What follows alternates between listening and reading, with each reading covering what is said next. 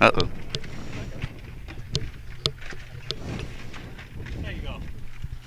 Which one was that? Is that our camera? It might have been. Yeah, well, that's our camera that's down.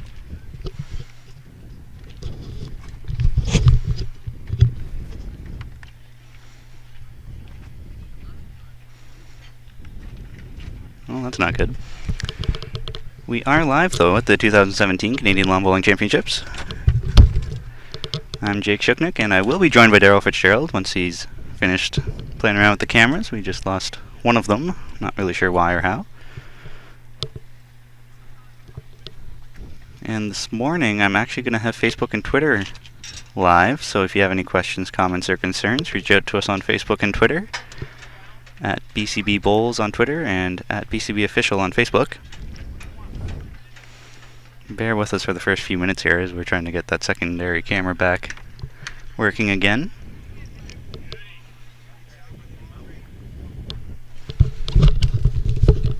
I think I figured the problem.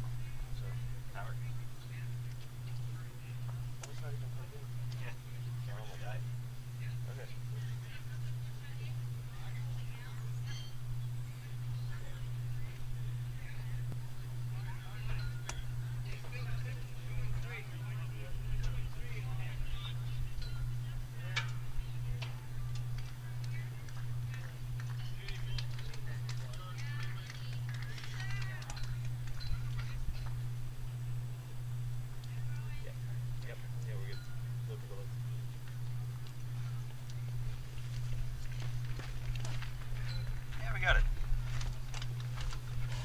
Good to go. Sorry about that. One of the power cables got kicked out. So our feature match this morning is men's pairs, Ontario A versus Ontario B. So that's Steve McCarahan and Fred Wallbank versus the Steffens.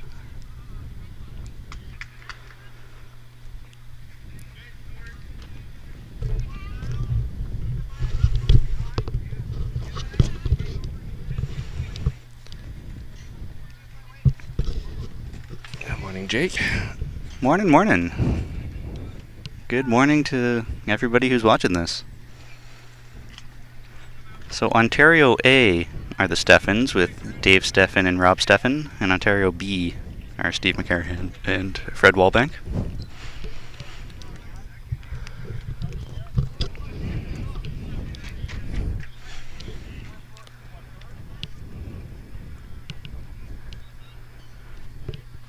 So for all of you across Canada that love Ontario, you'll love this matchup. It's an all-Ontario affair.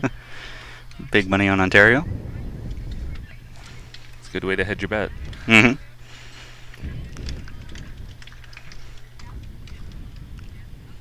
And since it is pairs, it's 18 ends.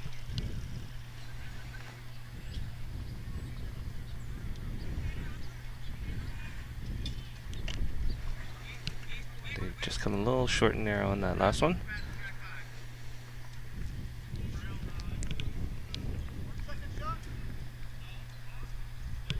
Big thanks to our partners and sponsors, the Government of Canada through Sport Canada, Coaching Association of Canada, Kukri, our official clothing supplier, and lawnbowlingmanager.com.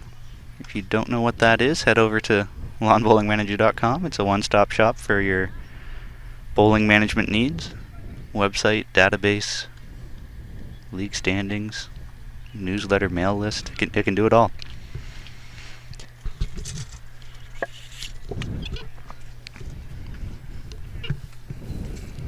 I'll give a quick shout out to our other unofficial sponsor, our morning coffee. Yep, that too. Gets us going in the morning. Definitely need those to function. Early 9 a.m. start. Most of the players were here by 8, a little after that. Rolling up, getting their practice in. It's a beautiful morning, not a cloud in the sky. Blue skies, sunny. Couldn't ask for a better time to be bowling. Mm-hmm. And it's supposed to be something like 17, 18, and sunny the whole week. Yeah, it's going to be beautiful. Perfect weather. Mm-hmm.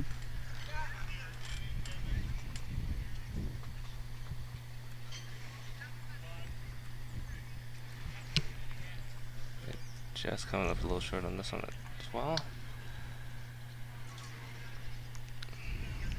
So I believe that the greens are a fair bit slower in the morning and they pick up in the afternoon. Yesterday when I was commentating with Ivo, he timed them at around 12.7 in the afternoon, so probably closer to 11 right now, maybe even a little bit slower than that, but they do pick up as the day goes on. Yeah, you get a lot of morning dew here in Victoria, so it's not surprising to see the greens a little moist and running a little slower. Mm-hmm.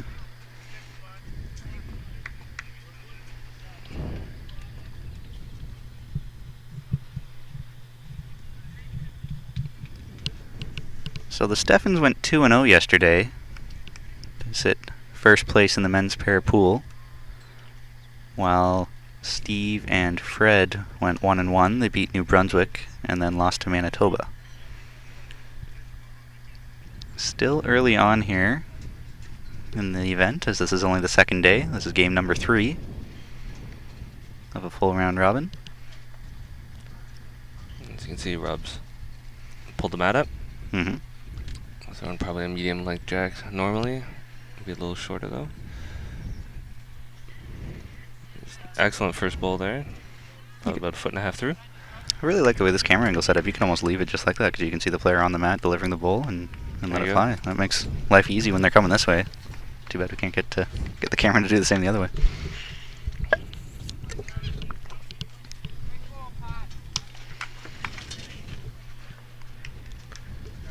Great response by Freddie there. Come up just in front. Really quite happy that Steve and Fred brought their vintage uniforms as this year's version of the Ontario jerseys, what the Steffens are wearing, but I don't know if it was last year or the year before. Steve and Fred are wearing those, so it makes it a little easier to distinguish between the two. Guess they planned it out that way. Maybe Ontario B decided they'd all wear their vintage because it should be playing Ontario everywhere. That's right. That's right. If Ontario A is playing Ontario B here, they'll be playing Ontario A, Ontario B, and every other rink around here. Mm-hmm. If you can actually see the decals on the side of the bowls, the Ontario A team has the half white, half maroon, and then Ontario B has the straight burgundy.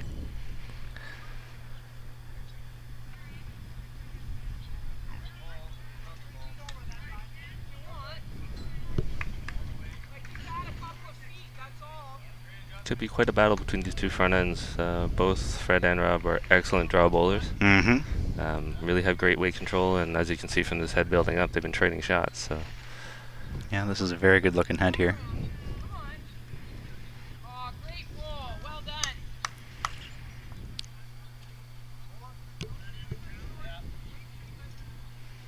Any early predictions for this game? Ontario wins. Yeah, no, that's the easy one. Yeah. It'll be interesting to see. We are on an end rink. We did see some interesting stuff on the first stream. A couple big ends with BC and Nova Scotia. Mm-hmm. I wouldn't think to see that here. I think both teams will be keeping it as tight as possible. But I mean, if Rob can keep up this pace of just peppering the jack, Mm-hmm. could make for a long game for Steve and Fred.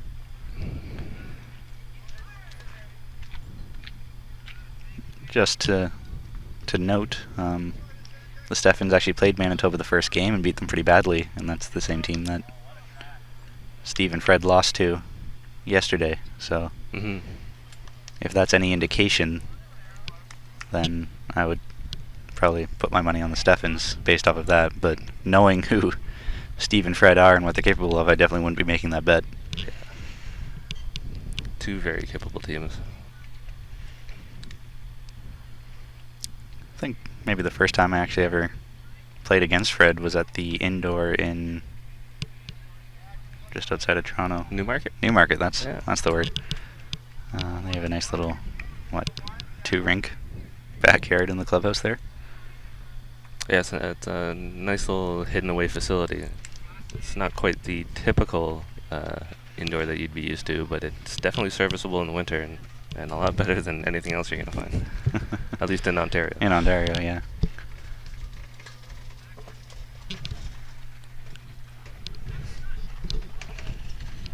I actually thought that was quite fun when I first played against Fred, because after he made an incredible shot, he turned around and put his hand in his pocket and pulled out a bunch of Werther's Originals and said, "You want a candy?" I thought, oh, that's a great way to, hey, I made a great shot. Do you want a candy?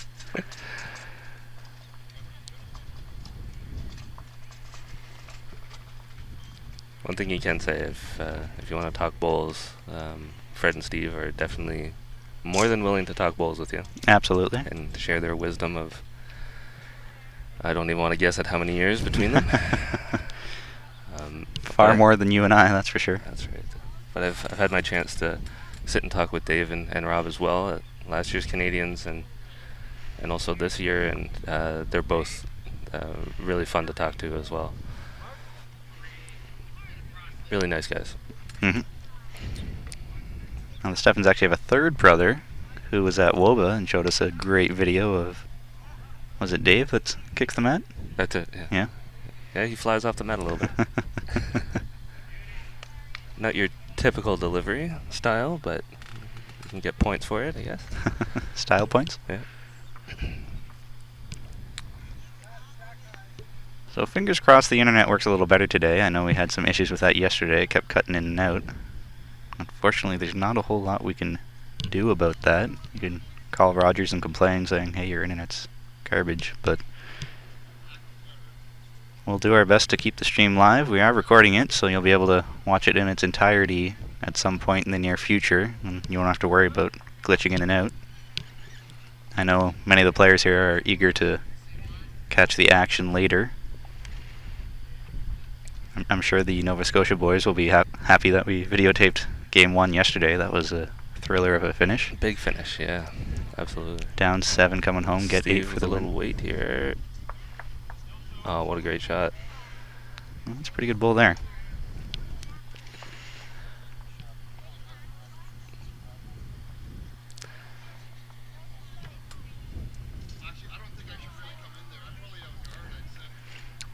Don't know if you can pick that up, but looking like we're going to have a guard coming here.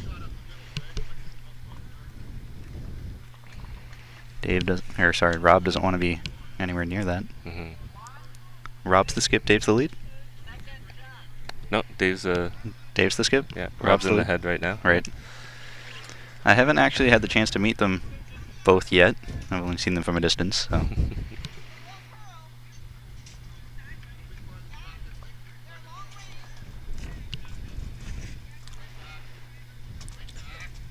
Well, knowing how Steve plays, he's not going to be crushed by giving up a one here and there, especially when the head isn't in his favor when he goes to the mat. Mm-hmm. But he'll just pick away, and he'll pick his spots, and if the game is close, that's his style. Mm-hmm. Keep the damage low, get the points when you can, don't give up too much. He's got it well thought out. It's definitely a very methodical skip. Absolutely. Absolutely. That's where I can see Rob and Dave looking for those big scores. I wouldn't be surprised for them to try to take a few more riskier shots. So we'll see how that pays off in the long run. I think Steve's a little wide there. Unless he's looking to chip What? a ball into the head. That just about worked. Looks like you might be down 2, maybe 3. Oh, it looks like a 3. Yeah, Fred's saying 3. That's an unfortunate miss for Steve. That's definitely not what he was looking for. 2 out for sure. Push it into the head, catch something and sit in the head, but not shoot something through and trail the jack back. We'll see what the flipper puts up on the scoreboard. Yeah, 3. 3.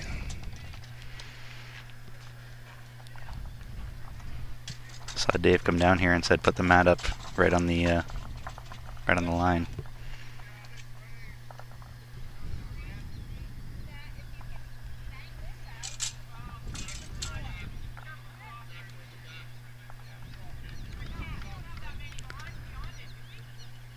I'm quite eager for next year when it'll be 3 bowl pairs. I find that game to be so much more fascinating, more enjoyable to play. John Siteman tuning in for the broadcast of bowls at the majors. Have a great broadcast, Jake, and at Canadian Bowler. A quick shout out there to Daryl if you want to get in touch with him. He's on Twitter at Canadian Bowler. Thank you, John. Always great to have you tuning in. Also sending a cheer to Team Nova Scotia friends and friends from the juniors and under 25s from other provinces. Have a fun day. John's always quick to wish good luck to folks from Nova Scotia and the youngsters that he knows. We had the chance to sit and have a good chat there with John at the juniors and under 25s. That was just held at Dartmouth, Nova Scotia last week. That was some great bowling there, and they put on a great show.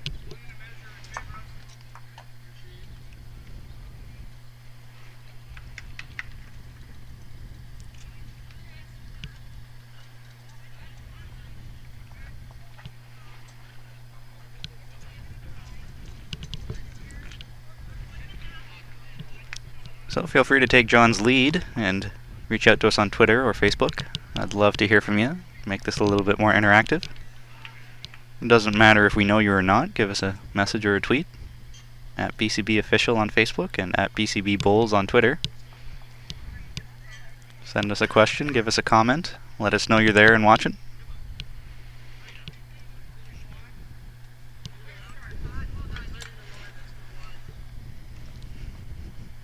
It's definitely been the battle of the lead so far. Mm-hmm. Both Rob and Fred are playing very well.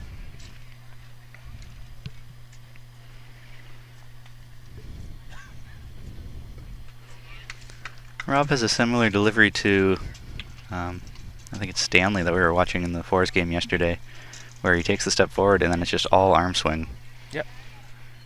Which I feel like that would be very tough on the body after a long day of bowls, but it's also probably much easier to correct if you ever have any issues, because the only thing you need to change is just the arm swing. There's less motions, less movements, less variables, I guess.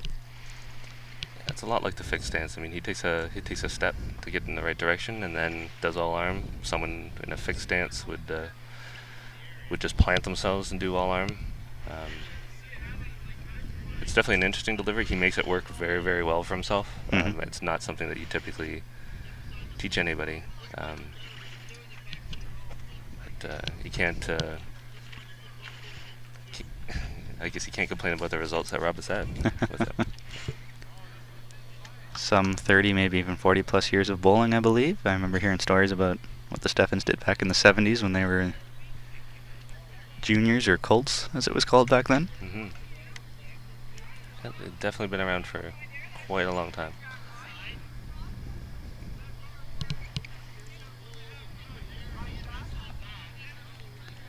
So the way we're positioned here now, we were on the scaffolding yesterday, now we're set up down below to give us a little more space.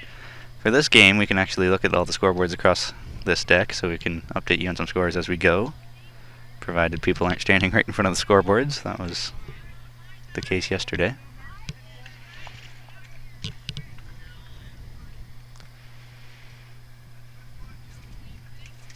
Big thanks to Davey Matthew and Annie Matthew for getting things organized, their whole organizing committee and all the volunteers. I'm told there's actually quite a few members of clubs in the area that are coming down to help out as well, so even though they're not members of Wanda Fuca, they're still coming on to make this a great show. And it's great to see. That's when a whole community of bowlers pull together to do something like that. That's just really, really nice. I don't know if that happened at any other event. I'm sure it has, but it's always great to hear that people in the area are still coming down to help out. They have, I can't remember how many flippers they said, but behind every rink there was someone there specifically to put the scoreboard up. Oh, just through. Just missed.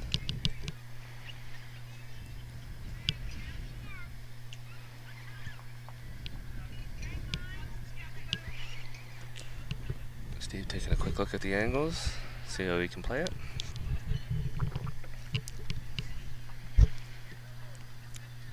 So I believe the time limit for these are, what, 3.5 hours? Yes. For these games? For these games. That is a long time to play 18 ends. You do have some people pushing the limits. Mm-hmm. Specifically with the fours games, I'm sure that will be a concern for some of them.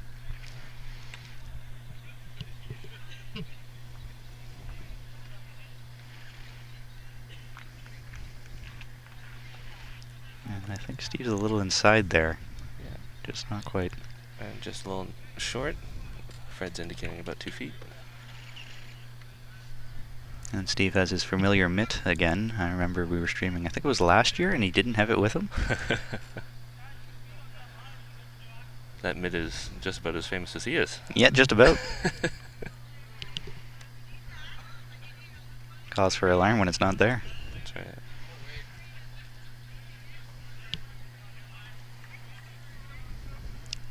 So Dave just threw that inside, and it's on the line. Dave definitely wants to get a piece of that jack to drag it back. I think that's what he's really focused on. Mm-hmm. Looks like Steve might be coming down the backhand this time. Try to push some bowls in, maybe block off that trail.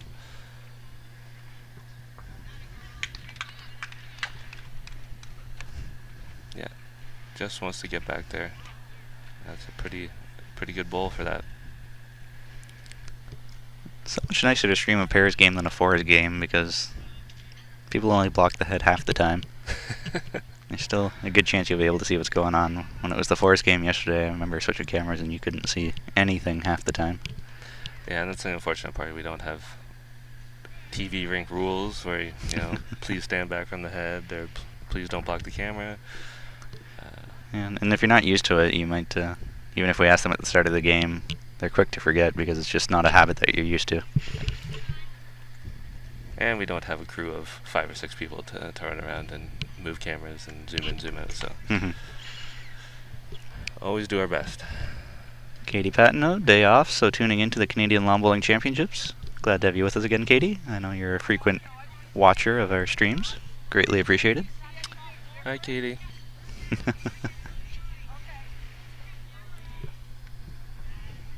Could be close. Just, I think, tickled it on his way through. Just grazed it.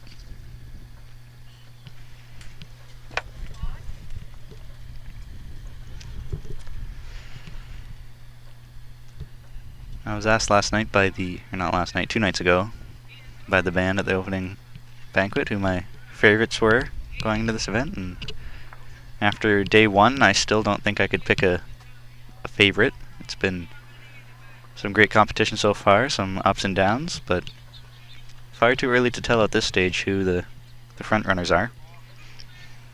Yeah, 2 games don't make a tournament, unfortunately. You can have a great opening day, and today can go really, really badly for you. So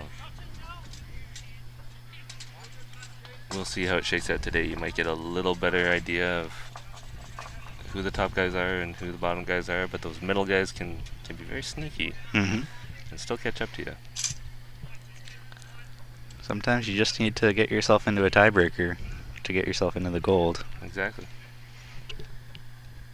Just need to squeak in. You lose your first 2 games on the first day, and you just run the rest of the table through the week, and you could be right there. Right? I remember last year at the majors, the fours team from Ontario of McCarahan, Dave Anderson, Jeff Harding, and Fred Walbank. They were, I think, maybe one of the front runners, as they've played together for quite some time and all great bowlers and have won the event several times over. But they went 0-2 the first day, and everybody was just shocked. Thought they were out of it, but then they won every game the rest of the tournament, got to the gold medal game, and won gold. So. And that's exactly it. You're never out of it. Yeah, that's right. And by their own admission, because I remember talking to them after the first day, they said as a collection, that's probably the worst they've played. Out of Canadians, the first 2 games, they got creamed in one of them, I think. But it's what you need to do when you're here. You have a bad day, you just have to forget about it, move on, and do your thing the next day, and that's exactly what they did.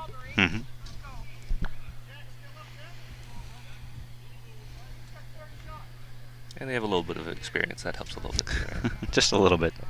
It's harder for those first timers when you have a crushing day to bounce back. But it's really great to see some first-time bowlers here at the Canadians. That's always exciting. I remember my first time. I'm sure everybody else does as well. It's really exciting. And if you haven't been here, you definitely want to get here. This is where you want to be. Last year was my first year, and it was just for streaming purposes, so I've still never actually made it here as a bowler. At some point in my life, I'd like to hope I'll get here, but that might not be for several years.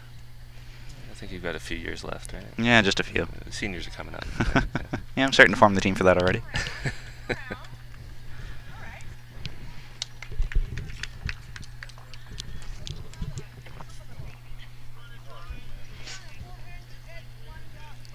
So that was a 3 for Steve and Fred. Much higher scoring affair than I would have anticipated this early, with a couple 2s and a 3. That's kind of what I was mentioning at the beginning. It's I don't think Steve was looking for the 3 because he played the protection shot to the back, and he was looking to prevent Rob from getting Dave from making that shot to get a big score, and Dave just kept pushing that one shot, right? Wanting to come through and make it. So it can pay off for you if you hit it. It can hurt you a little bit if you don't. So.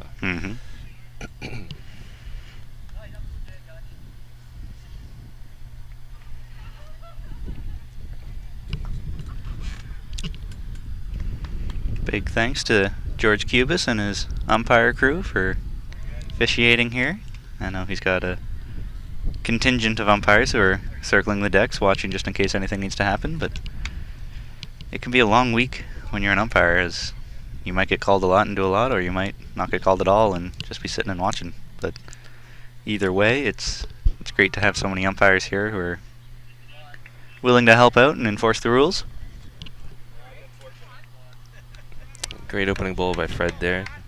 Like inches, not even an inch maybe, in front of that jack.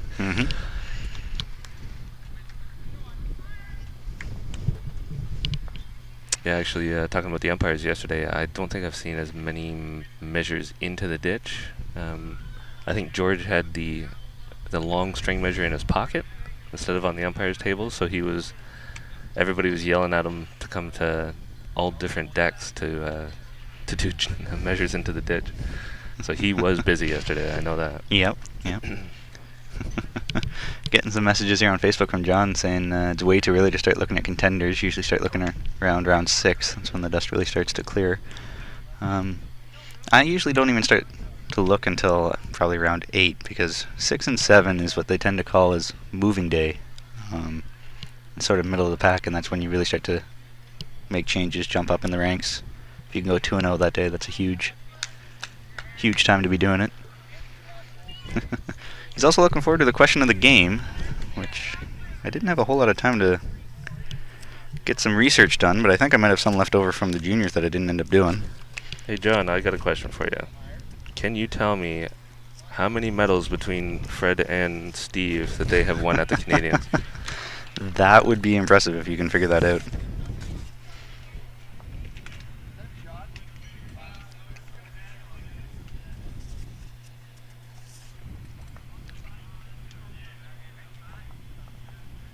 We're going to have to do some research later and try to stump John on a few, I think.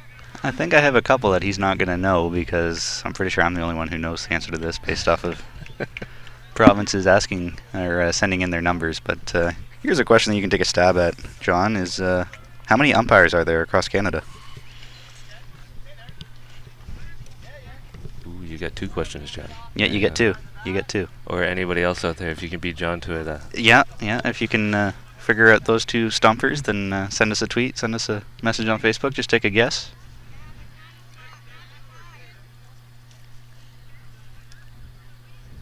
Any guesses for how many umpires there are in Canada?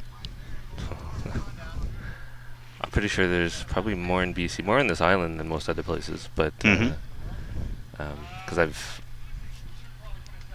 talked to George about how many they had, but I'll throw out a number of 100, and you can over or under. I don't know. I think, Probably less than that. I think the island itself has more umpires than most provinces do.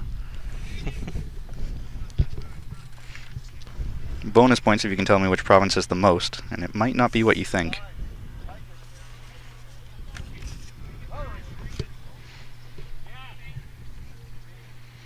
But if you can figure out how many medals there are between Steve and Fred at the national level, I will be thoroughly impressed.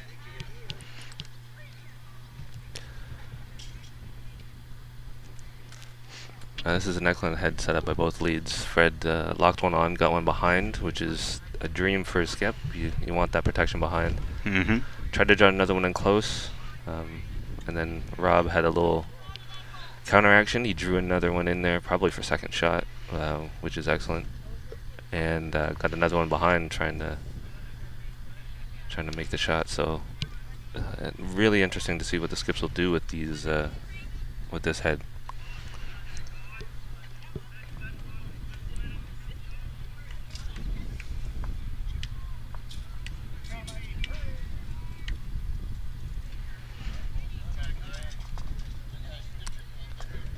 I think Rob did what he could, considering Fred had one really close. Too often you'll see someone get one close and the lead will just start throwing through the head, trying to move that ball out of the way so they can see the jack. But Rob just drew, and that's all he needed to do. Get second shot, give him position. The ball in your hand doesn't have to be shot when it makes it down the rink. It has to be effective, and it has to be useful for the person coming after you. Yeah, when I was talking with Ivo yesterday, he said all you have to do is get second shot. If you already have shot, get second shot. If you don't, just get second shot. That's right. Second shot is what you're aiming for. Rob playing with a little energy here. I mean, Dave. Dave. Probably going to do that quite often. I know I will. Guaranteed.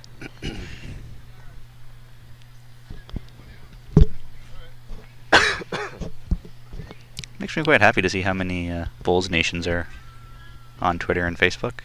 I see the European Bulls Union just liked one of our tweets. Awesome. It's really great to see that there's so much connectivity between Bulls nations. Steve's coming in here, just looking to change things up. Yeah. I'm not sure if he was intending to do that. That makes it a bit of a easier target now to rest out Steve and sit for shot. He's got Fred behind, which is good position. Dave coming down with a little energy again, trying to get a little narrower. He's chasing it down. Just went right through the gap there off that little kiss in front.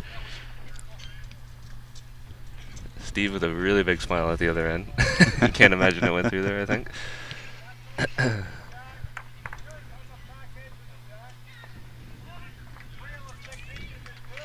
Alright, so we got a guess here from John. He's guessing a combined 20 medals between Fred and Steve. They've won 8 championships together. That's probably a really good guess. That is probably a pretty accurate guess.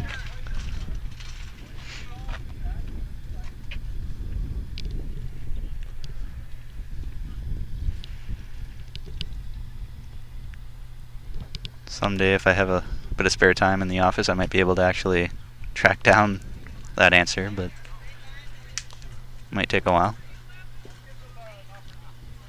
Well, one of the guys that might know is actually here, Dave Anderson. Oh, I yeah. know he tracks that stuff for their team quite a bit. So if I get a chance to bump into him, he's currently the manager coach for the Ontario team. I'll ask him. He's actually standing behind the rink. You'll probably see him in the camera right now. Yeah. I actually do have the official spreadsheet of all the winners back to, I don't even know, 1935 or whatever it is. Oh, perfect. So I could probably search that up later now that I think about it. As for umpires, John's guessing there'd be about 325. He's guessing the most would be either Saskatchewan and Nova Scotia, as they've had a lot of newly certified the past few years. Good guess. Good guess. So you were guessing 100. John's guessing 325. That's a pretty big spread. It is. But I'm terrible at guesses, so that's it.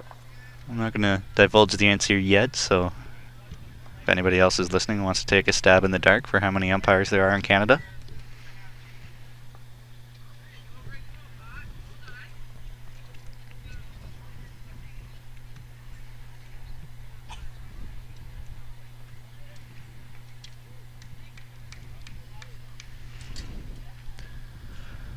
a long, hard look at this. They obviously want to maximize this end, but they don't want to give anything to Dave to work with on that last ball. So. Mm-hmm.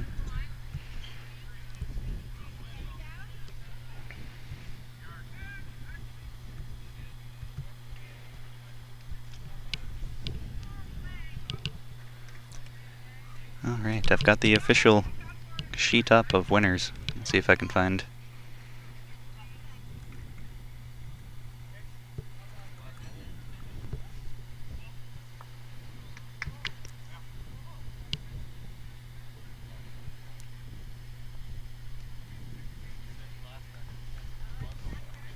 Yeah, Steve just playing the protection ball around the back there. Doesn't want to get near. Wants to have that best back, so nothing wrong with that. Smart play.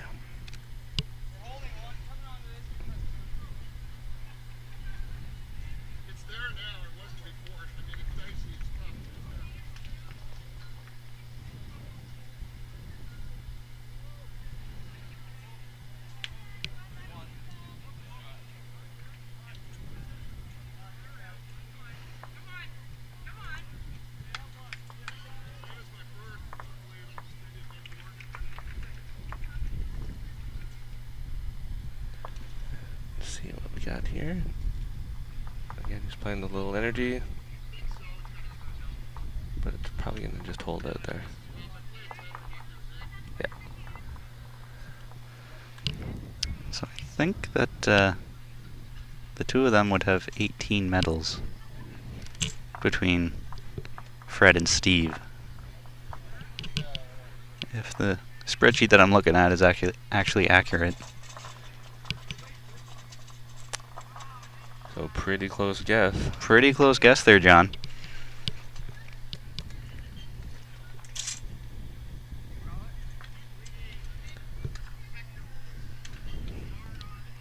Right, one there for Steve and Fred. All tied up at 4.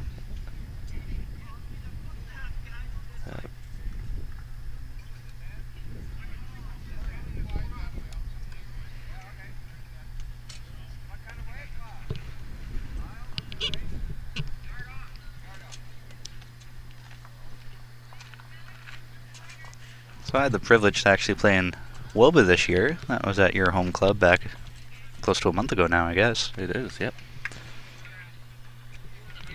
For those who don't know, the WOBA stands for Western Ontario Bowls Association, or Bowling Association. And that's been going since 1895, I believe, is what the little logo on the t-shirt says. That's right. I believe it actually started out as a men's tournament, and then it eventually got switched to an open tournament, and now it's back to just a men's-only tournament again. Yes, that's correct. It's evolved, I don't even know how many times over the years, trying to attract new bowlers, keep people excited, keep it a fun and entertaining tournament. And over the years, it declined just like any other tournament. But this year we saw quite a revival. The group behind WOBA decided to change the format, bring it back to men's, make it a team event. So you bring 4 people, you play 4s the first day, triples and singles, so you break up your team into a triples and singles team. And then you play the finals on the 3rd day, and however it all shakes out, based on your overall team performance, you go for that grand championship. I thought it was very well done this year. It was 10 end games of 4 or 5 games a day, which was a lot of bowling, but it was short and sweet and made for some very contestable games, because 10 ends isn't enough to get too much of a blowout, so everybody always has a chance. That's true, and the format's quite interesting because you get points for each discipline, so 4s, triples, and singles. I know even one of the guys bowling here, he was on a team that after the 4s was in dead last, and after the triples and singles all kind of finished off, he ended up in 4th, and in the prize money and everything. So it's an opportunity to come back. It's really competitive, full 3 days. And it's a lot of fun. You meet a lot of people. It was great to see Jake back, obviously. Yeah, it was the first tournament I've played in 2 years, so it was nice to be back. I think it was my third bowl I rolled a toucher, and then after that I was nowhere near for the rest of the week, but felt good, that third bowl.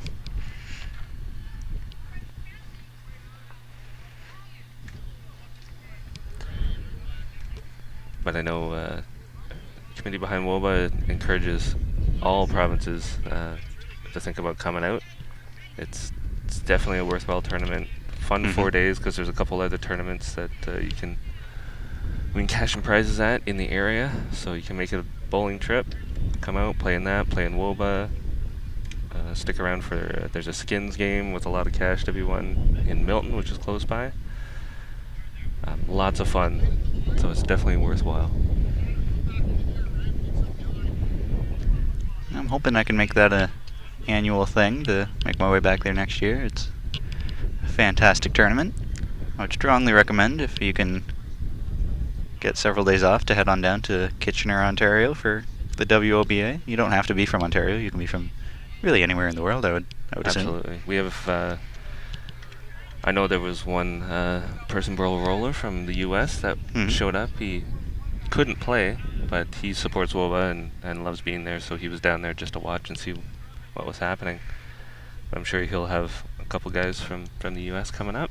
And we encourage everybody to come out and play. It's a fantastic tournament, and I mean, you heard from Jake. You get to see the two awesome commentators from Bowls Canada, Jake Shuknik and Daryl Fitzgerald. We'll be there. Yeah. Fingers crossed, anyway. What's better than that? Come on.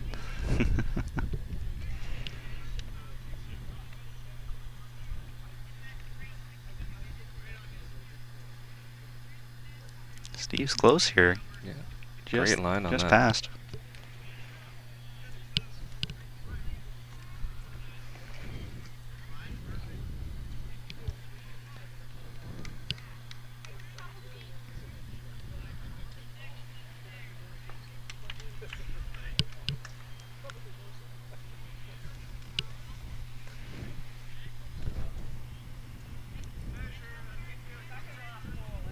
Let's see what Dave here.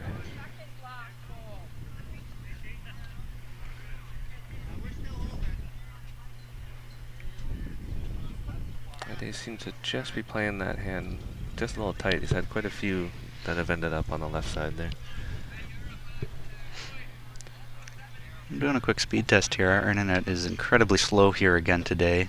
Download speed's only 2.3, upload's only 1.05, and that's incredibly slow, so I apologize in advance if this cuts in and out on you again today. Not a whole lot that we can do here. It might just be the location of being in Victoria. There's not great internet service out here.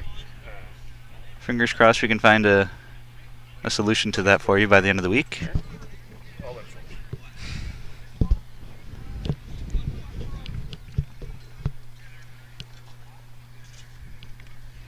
Broadcast is awesome once again. Can't wait to hopefully see some more in person at the singles in a few weeks. That's John Seichman. Any updates on the Nova Scotia games? Well, looking around, let's see here, down on rink 5, that looks like that's a Nova Scotia pairs game going on against Quebec, and Nova Scotia's down 4-0. On the rink immediately next door to us is men's pairs New Brunswick versus Manitoba. New Brunswick has won, and I can't quite see the Manitoba score. They're playing their 8th end, though. They're really zipping along.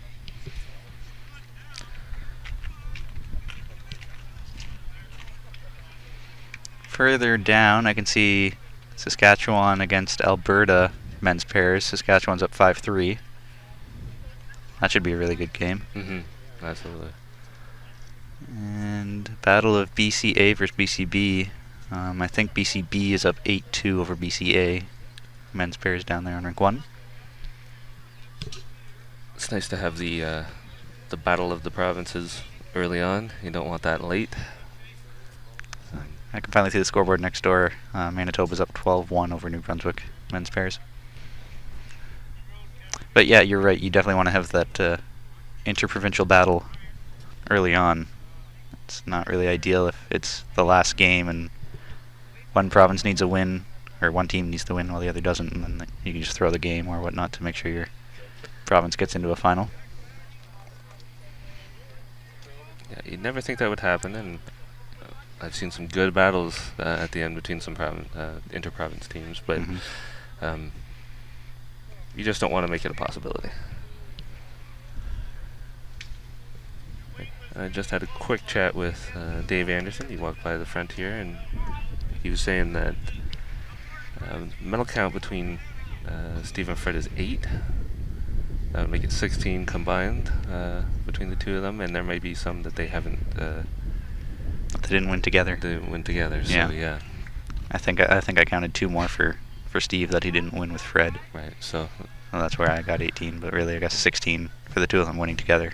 Yeah. So Dave Anderson, right off the top of his head. Yeah. Should have a battle between Dave and John for who can remember the most Bulls facts. And there's a guy, if you want to talk Bulls, and you want to come down here and talk Bulls, look for Dave Anderson. He'll be happy to talk Bulls with you. He can tell you a thing or two. Said he just tweeted us. Oh, hey. Time to make fun of Dave on Twitter now, too. No, he was tuning in during the juniors, so we had a bit of a conversation then, too. Okay, just having a little trouble trying to find that line into the head. So his first one narrow, the second one short, and he's got a couple on the edge there, but. Interesting that Dave sends direct messages rather than on Twitter as a tweet. But Fred, singles 3, Ontario 1, silver at Nationals. Pairs 1, provincial 1, silver in Nationals. Steve, singles gold, Ontario 1, silver in National. That is a confusing message. I'm not sure what he meant by all that. I think they've won a number of Ontario medals, obviously. Okay, so if I'm reading this right, Fred's got 3 singles Ontario titles and 1 silver at Nationals. 1 pairs provincial, 1 silver at Nationals, while Steve has singles gold Ontario and 1 silver in National. I guess that's just for them alone. Yeah. Either alone or together. Definitely got very specific. Yeah, holy smokes. Very detailed. Yeah. I know they were having a conversation when we were playing down in the pairs, and Dave was out watching, and when Steve won to get through, he said, "You've now made more appearances than I have, so he's got to catch up. Steve's made 1 more appearance at Nationals than Dave has." I remember several years ago Dave was telling me about how many appearances he had, and I don't remember what the number is anymore, but it was quite a few. Yeah. As a foursome, they've ruled Ontario for quite some time. Mm-hmm.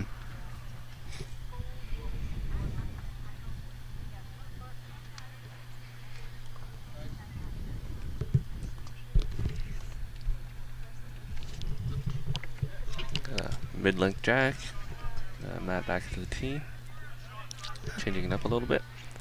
Yeah, that might be a bit longer than a mid-length. I would say it's a 2/3. Yeah, maybe even a little longer than that, yeah.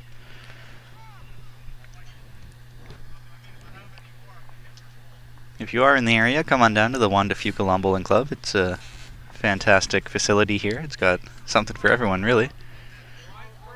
And of course, we'll be selling our bowling gear here all week. Come on down and talk to Anna and Sarah. They'll be selling our clothing. We got new jackets this year, which finally have a hood.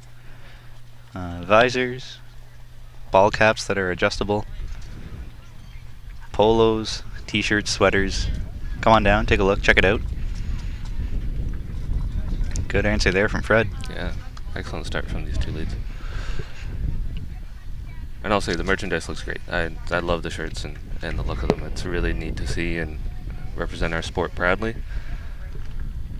Got a couple new colors this year. I'm actually rocking the new blue technical polo, which is quite comfy, I must say.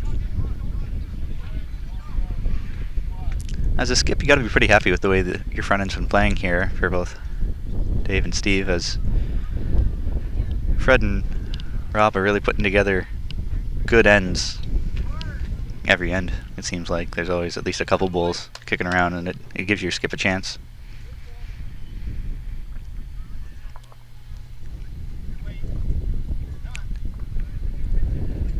And naturally, as soon as I say that, Fred's coming up a fair bit short. We were having this discussion the other night in the hotel room. As soon as we say, this person's incredibly consistent, then sure enough, they end up throwing a 10-foot short bull, or they're nowhere near. So, curse of being a commentator is, as soon as you say something, guaranteed the next bull isn't going to be what you said. That's right.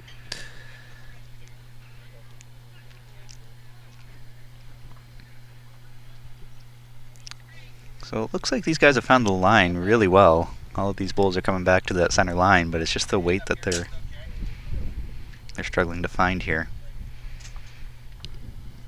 I know yesterday the game started out with really tight heads, but as it drew on, they started to get a little more wider apart, and that's likely just because the green speed's picking up a little bit, and it just sort of throws you off a little bit. That's true.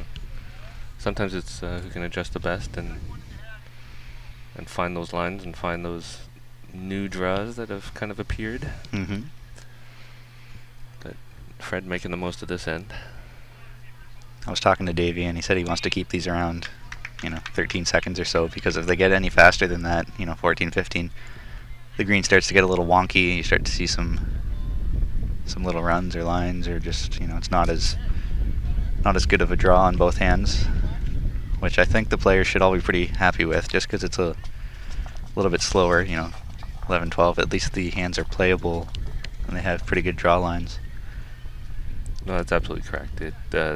When you start getting up to fast speeds, if you don't have a perfectly level surface, you really see some of the flaws come out, which can be very tough and frustrating. So, I was talking to Steve McCarhan, I think 3 years ago. I asked him this question: would you rather play on a fast green, like 16 seconds with some wonkiness to it, or would you rather play on a slow green with good draws? And he said he'd rather play on like a 9-second green if it had really good draws on both hands than a fast one that was wonky. Which I'm not sure if I would. I think I'd prefer the quick pace, even if there are some wonky runs to it. Well, if you can manage the wonkiness, it's okay. If it's not that bad, I mean, some greens have some flaws to them, obviously, but if it's just difficult and frustrating to play on, sometimes it's not enjoyable, even though they're at 16 seconds. They'll just throw off your whole game. So, but I would agree. I don't want to be chucking my bowl down, because then it doesn't feel like I'm bowling either. Mm-hmm.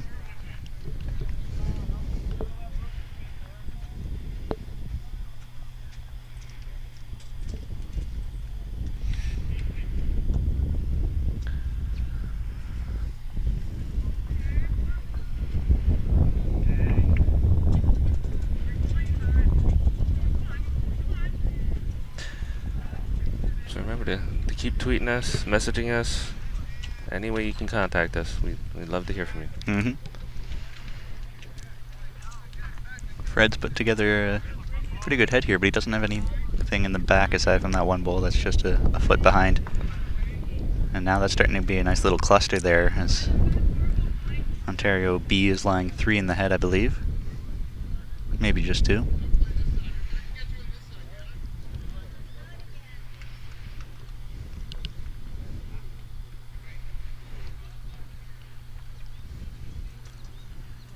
So I think Dave is going to try to follow down and just sort of push Steve out, maybe grab the jack on his way through. Yeah. Lots of position at the back for these two, but he's a little wide on that. I don't know if it's going to come back with that kind of weight. I think Freddie's taking a look behind there. I wonder if he's going to ask him to throw something behind. Yeah, right to his foot. That's exactly where you want to be.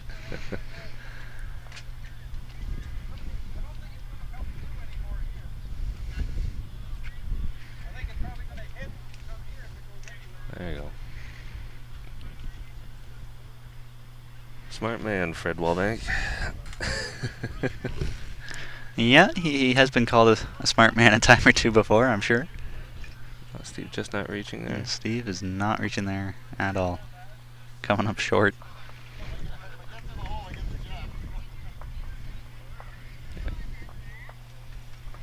Yeah, he's just looking at the angles, what's going to happen, and I think he's bang on. I don't think it's going to shoot through to the left side. I think it's the shot's on the right for Dave. He either gets clean on to Steve's bowl there, draws it off, or plays some weight into it and actually chips the jack through as well. So.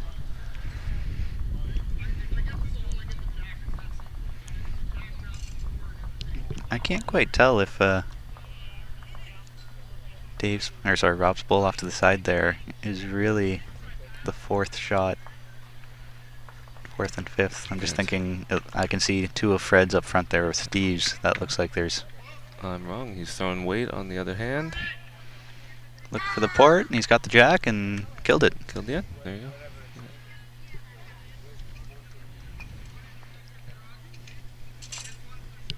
Yeah. And of course we do play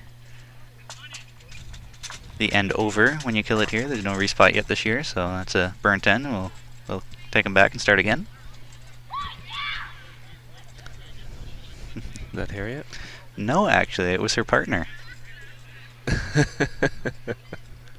Might be rubbing off. For those of you who have been around Saskatchewan or at the Nationals or at the international level and have played with or against Harriet Patuli, or near her, you'll know that she can get really excited with close and good shots, and you can hear at least 3 greens over. It's really good to see excitement. She's definitely passionate about the game, so absolutely, and she shows it.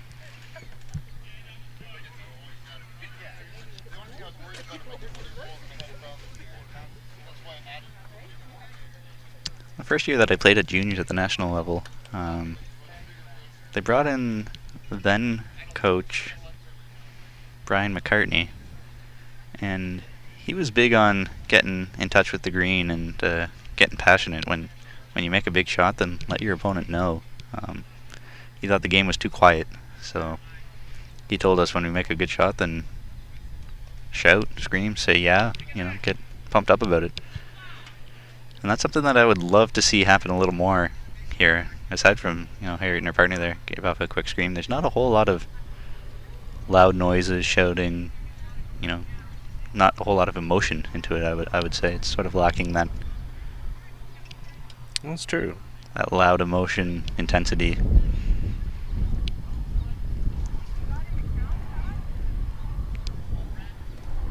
It's a pretty good bowl there from Fred, just behind. Again, both these leads have found that center line. It's just getting the weight down. Yeah, they've both been playing fantastic. So. More than.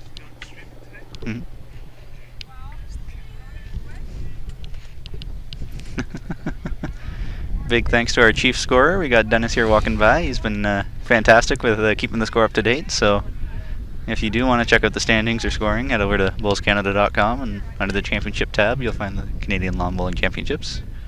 Scroll down to draw standings results. New this year, you can actually see which club the players belong to, and Keith also added the provincial flag for each province. That was a nice little touch. It is neat to see. You get a quick glimpse and you can say, hey, I know where Nova Scotia is.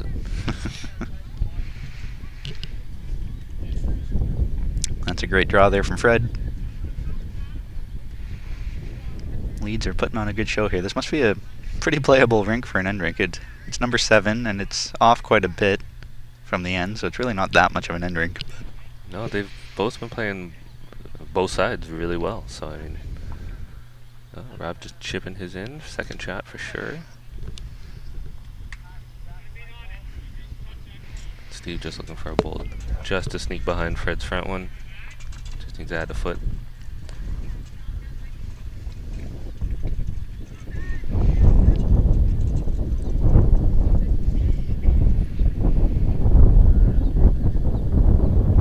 And Fred is just putting on a clinic here. That's a pretty fantastic bowl right there. You can't be too upset with that. The fact that you could draw around that one in front and get a toucher out of it proves this is a really nice drawing green. Dave's just asking for another one in the head here. He's not looking to change things up too much yet. You could still just sort of squeak the jack back to Dave's bowl there behind. Just need to get one in there close. No, you're exactly right. You just want another second shot, another third shot even. Dave's not going to be happy with that. That actually almost blocks up the drive, too. You're not going to be able to see the jack from the mat right now, I don't think. Yeah. So that's kind of the last spot you wanted that bull. Yeah, no, that's right. You don't want to be short. You definitely want to be giving your bull a chance, especially when you're down 2 on 2 really tight bulls. Now Freddie's just looking to throw another one close. Even if he's behind, it's fine. That's a little further than Steve was asking for, but I mean, that's still not a bad spot to be. Yeah. I would have to think if you do end up making any sort of a connection here, that's probably going to end up killing the jack if you can find it. Yeah. I don't see that coming straight back. Now for Fred, it was don't give a wing bull, don't give something that Dave can use coming in. So you wanted to be back onto the third shot there, or just coast behind, and that's pretty good there. I'm not sure what position Steve's going to throw when he gets to the mat, because Rob already threw almost a perfect guard up front there to block the drive, so I guess you could throw another one to try to guard the bulls. Yeah, Dave's saying he has to play his backhand here. Yeah, he's playing weight. Playing some weight there, looking to see if he can double out the bulls, I think. He's close. Yeah. That's a fantastic shot. It's a great shot. Got the double and rolled in for shot itself.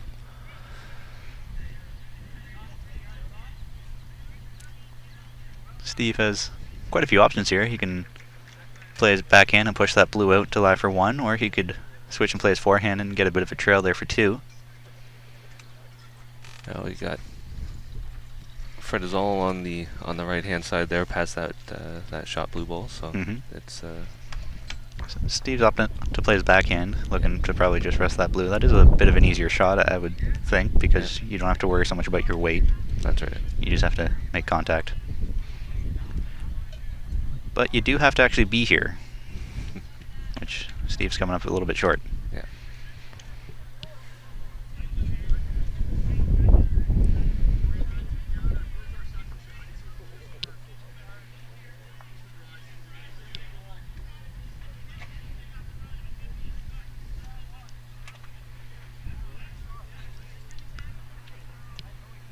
So Dave was asking Rob a few questions there, which one is shot, where are we? I would be guessing he's just looking to get in Steve's line, and I don't know if that was enough to do it. He's a little bit wide. Yeah, both kept kind of a little short on those. Steve probably will make sure he's there, but he's wide. Yeah, you need to be inside that bowl. But you do see it does come back. That almost came all the way back to the center line. Yeah, I think he was looking for a similar line to his first with that weight.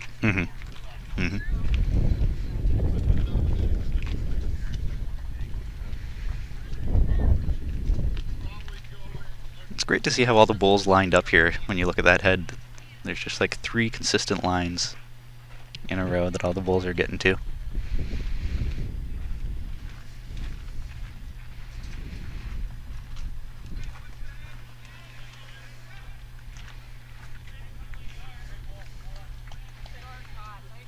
So now they're just looking for some coverage at the back. Rob is pretty happy with that. We'll see if Steve can adjust his line here. I don't know if he needs to adjust too much on his weight. Might be what he was looking for. Yeah. Just got to be a little more inside. That looks more inside. And looks like it's got some weight. We'll see. Just going to cut inside. Cutting inside there. He took off a lot more weight than what his last one was. I think that was what he was looking for.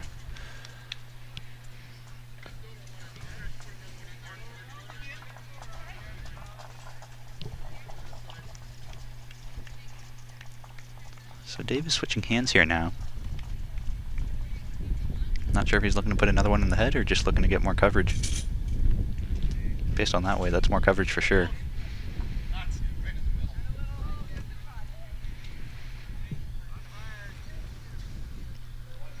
Still just need to find that perfect combination of line and weight here. The head hasn't really changed since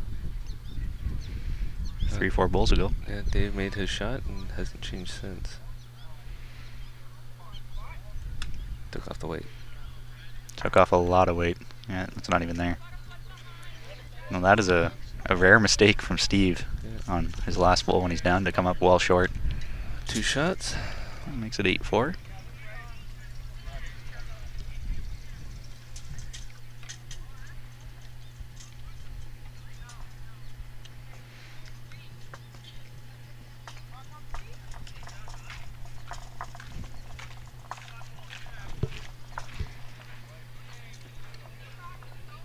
Looking next door, Manitoba is just thrashing New Brunswick.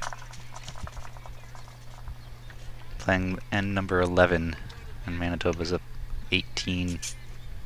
I think that's 2. On the rink next to them, Nova Scotia and Quebec. Quebec's up 4-3. And everybody's in front of scoreboards the rest of the way down.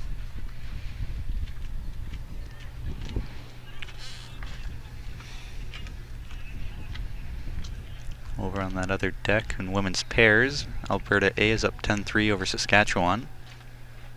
Women's pairs over further down, rink number 3. It's all tied up at 4 between Alberta A and Saskatchewan A. I believe that is men's 4s. Yes, it is. That's Pat Bird and Lyle Adams, and you got Ernie Mead and Doug Propp and the Saskatchewan crew. Mm-hmm.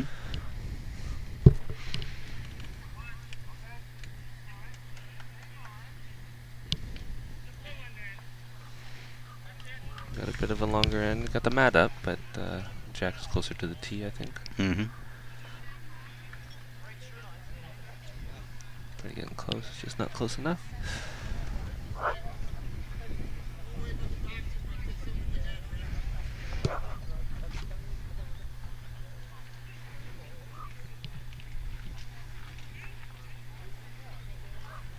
As always, if you have any questions or comments, reach out to us on Facebook or Twitter, at BCB Bowls on Twitter, at BCB Official on Facebook.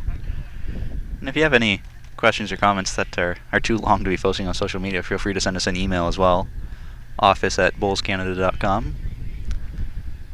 One of us will get it, as we check that email relatively frequently. Although actually this week while we're here, I'm not sure if we'll be monitoring that email, so next week, come Monday, I'm sure I'll have a plethora of emails to go through.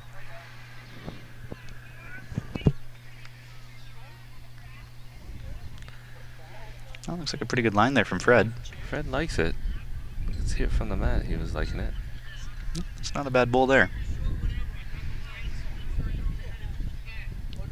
And Dave's just saying, make sure you're here. You can play up into that.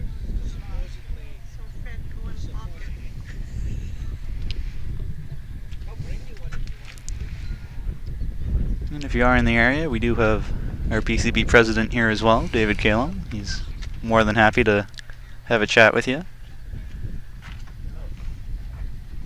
Fantastic guy. I'm happy to be working with him every now and then as he's on the board, which we are looking for new board members this year.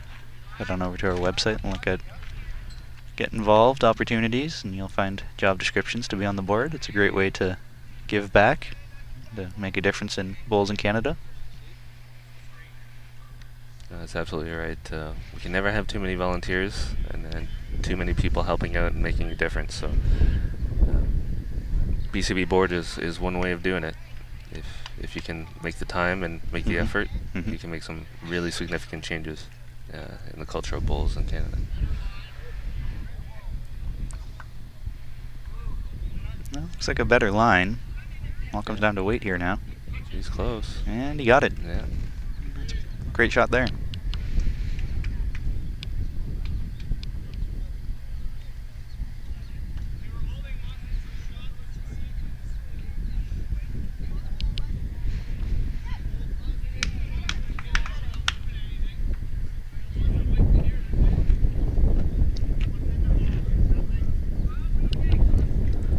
Little known fact is that 4-bowl pairs played the way that we're playing it here is almost uniquely a Canadian game. When you look at other countries, hardly anybody else plays it this way. they either play 3-bowl pairs or they'll play 2-4-2. Some countries play 2-2-2-2. You know, you throw 2 and then your partner throws 2, and then you throw 2 and your partner throws 2. When you actually talk to some of the other countries about this, they say, well, that's just kind of a ridiculous way to play because the skips can just blast the front with their first 2 bowls and then draw things off with their last 2. It seems kind of ridiculous when you ask other countries about it. Yeah, you get that extra bowl. It's kind of like a bonus or a bailout. When you start reducing the number of bowls, it starts to bring a little more skill into the game because you don't have that many opportunities to make a mistake and then recoup from it.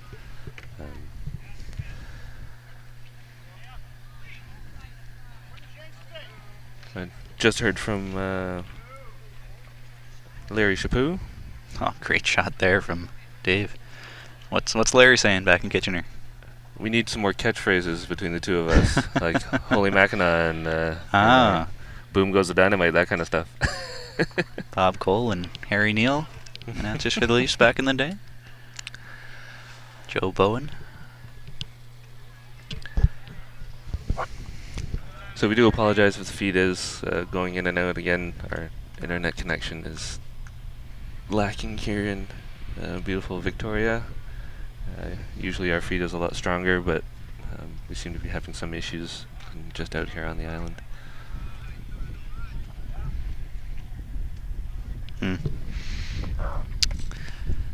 Not really sure what we're going to be able to do about that. I'll see if we can maybe get a hardwired connection into the clubhouse. That could be a lengthy Ethernet cable if we can reach that far, but I'm not too sure how we're going to be able to fix that. It might just be a location issue. I'm not sure what the coverage is like out here in Victoria, but apparently not too good. Send in a complaint to Rogers.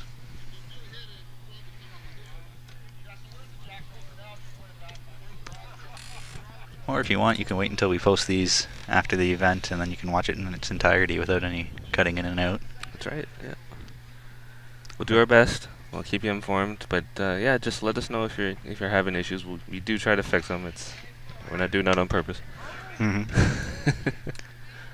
Some of the other technical things we can fix. I know yesterday the audio wasn't working, so we figured that out pretty quickly. Yep.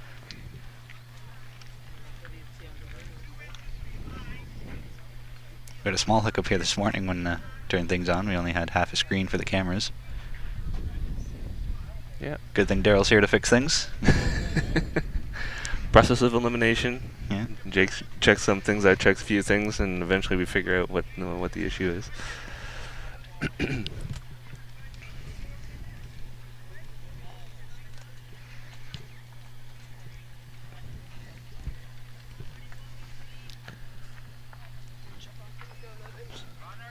Steve's stalking it down. He kind of likes it.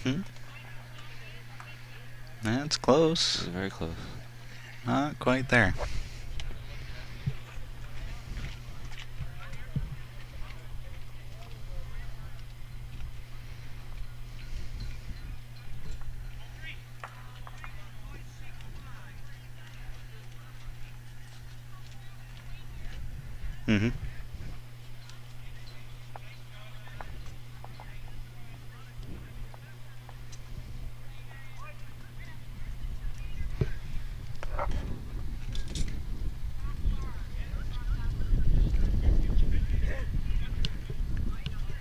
So that's a very compact head now with Dave on the mat about to throw his third bowl. That's going to be very tough to try to get more shots out of. Flying wide and into the ditch.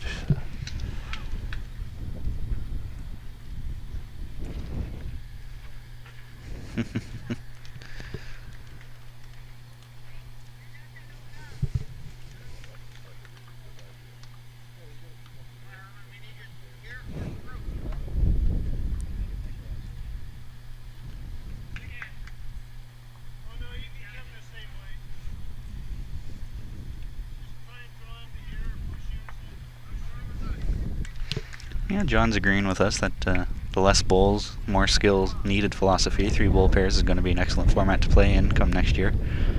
I certainly like to think so.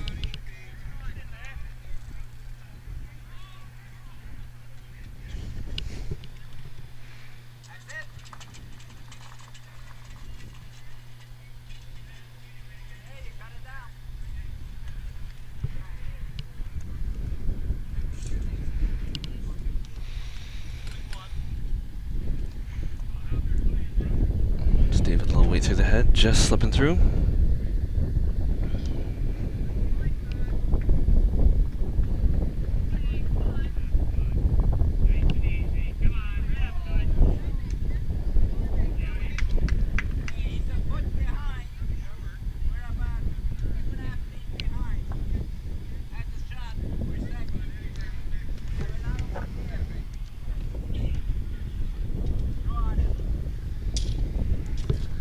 Dave has a mind here. I think he wants to get back, but he's not quite in. Doesn't want to get into the ditch again.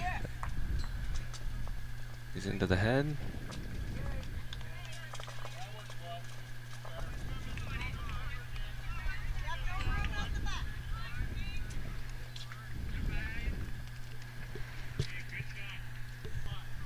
I'm going to be reaching out here to our internet provider here shortly to see if we can get some better Wi-Fi speed, as this is pretty ridiculous. We're using a Rocket Hub, so we can get internet anywhere. Some of our clubs are in remote locations.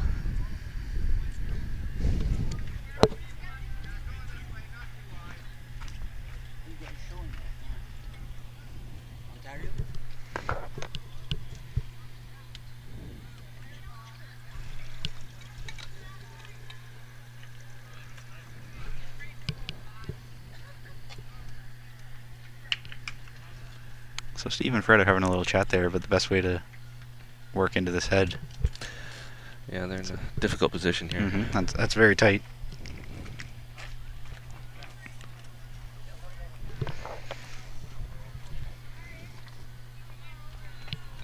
Get the maximum benefit without causing too much damage here. Reset for next end.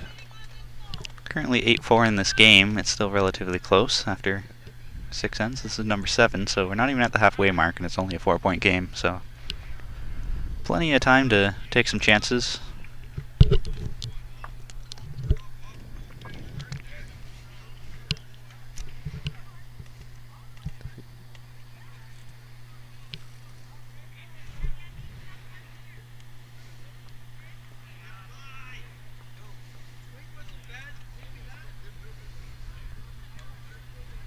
Steve was close. Just crashed on the front.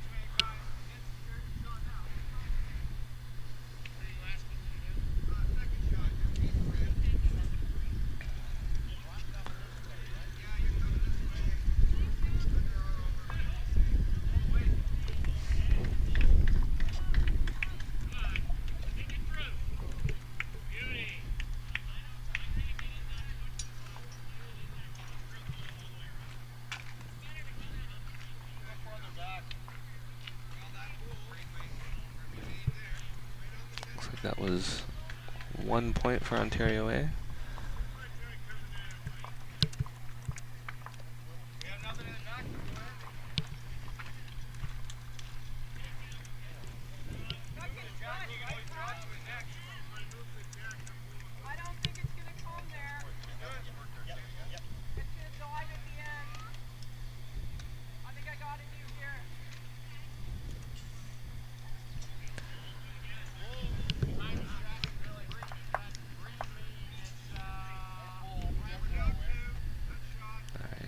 Good opening bowl from Rob, just a couple of feet through, a little bit narrow on that side.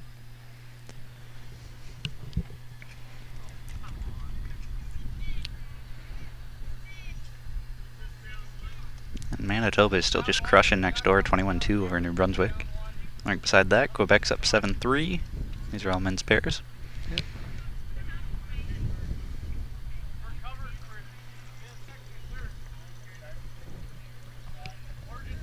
Right about 4 feet through.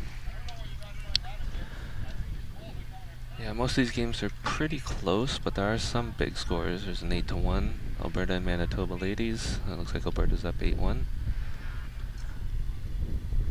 There's a 14-4 with Saskatchewan and Alberta, right? Yeah, that's women's fours.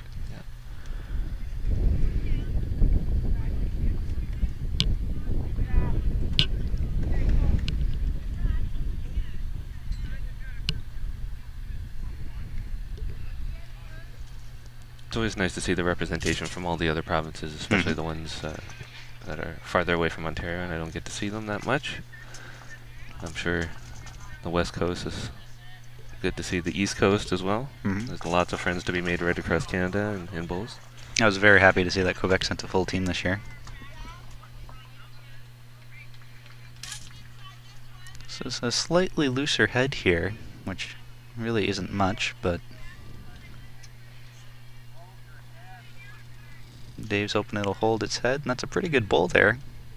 That might be shot.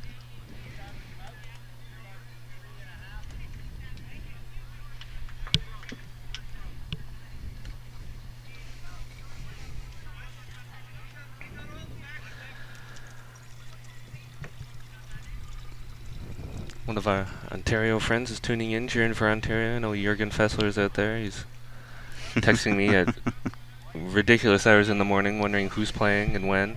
So it's good to know you're out there watching. I know Tim Mason tuned in for a little bit as well, out here in BC. Many will know Tim Mason from the BC area. He's very involved in bowls and runs a lot of great programs, especially his charity tournament, which does extremely well out here and is a great thing to see for bowls.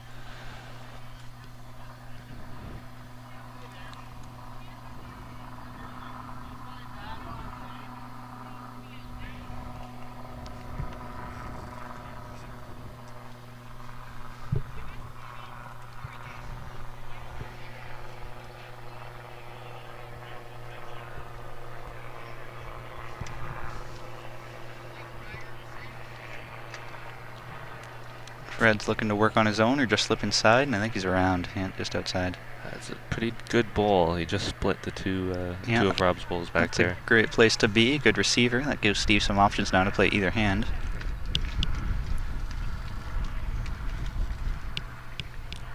And as a skip, that's all you're asking for. You're not expecting your lead to be perfect every end, but you want them to be effective, making good shots, giving you good opportunities. You know, you don't expect to be holding every single time you go up to the mat, but you don't want to be down and really badly down every time you go up to the mat either.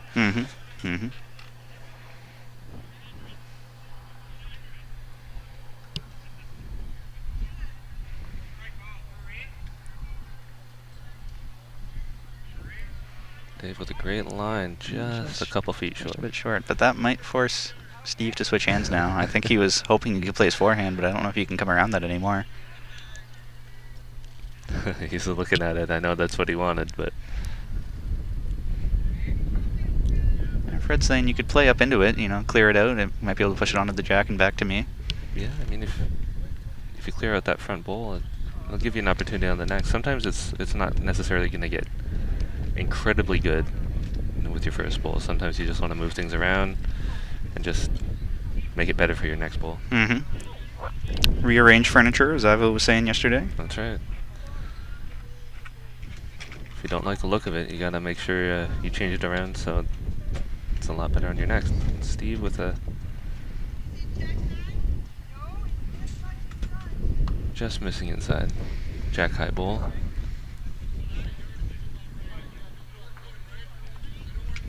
Probably a few inches wider, and he would have done changed things around a little bit.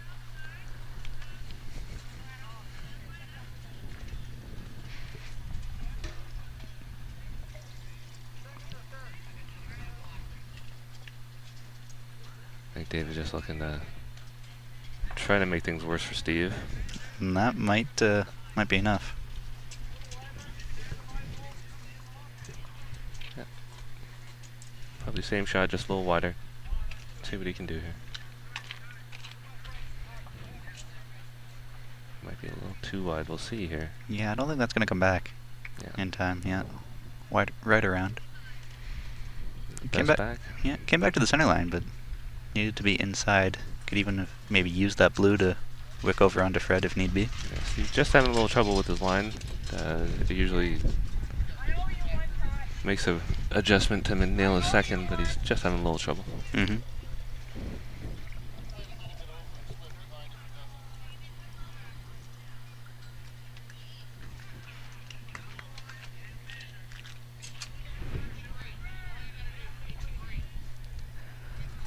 Now this might be a very tiring game for these two teams, as it's very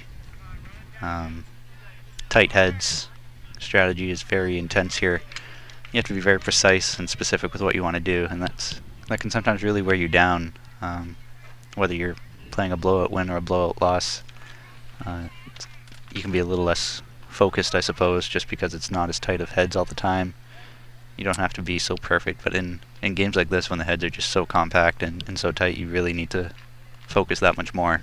That's right. It can be mentally draining. People don't realize that it's not just the physical part that can get tiring, being out in the sun and standing and walking and all that kind of stuff, but concentrating hard on making your shots and playing strategy and what you do next, it can be draining. Mm-hmm. I think Dave just opened that other side for Steve to play some weight through. Looks a little tight, but he might catch something. No, Not quite. Not quite. Steve has yet to figure out his line to make those shots. Mm-hmm. Do you think Steve's still going to try to play that with his last bowl?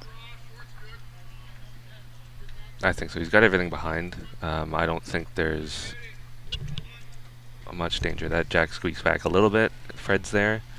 And if it squeaks back a lot, he can catch something on that side. But I'm not sure.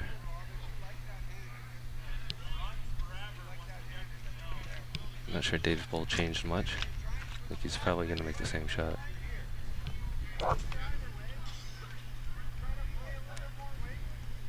Yeah, Fred's calling him with a little more weight. Just be right into that bowl. If it shoots directly to the right from our view, that could be 3 for Steve.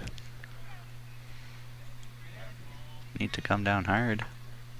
Double wick almost worked. Still just the one, I believe. Yeah, Yep. just the one. 10-4. That's it. And the action continues at the 2017 Canadian Championships.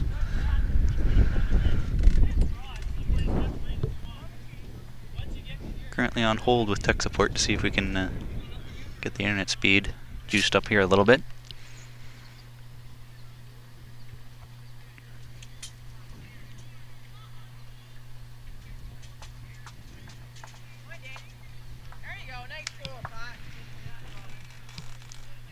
Just approaching the halfway mark to this game.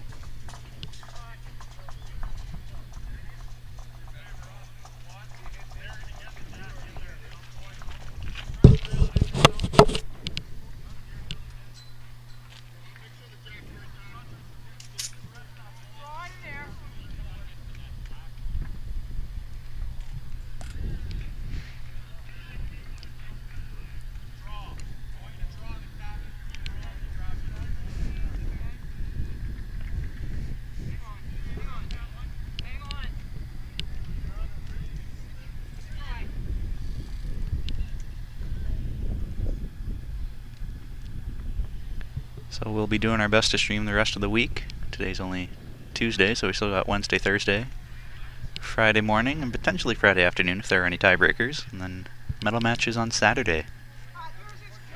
Men at 9, women at 10. Oh, I better change the stream. Steve's taking off his pants. Yeah, yeah. Steve's stripping down.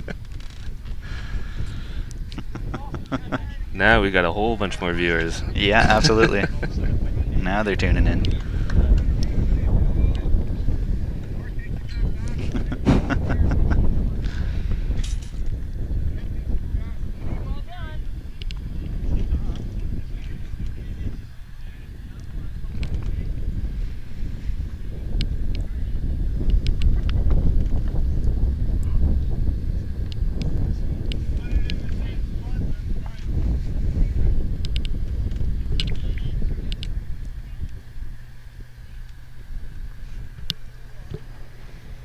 Really nice ball there from Rob. Got a nice little toucher out of it.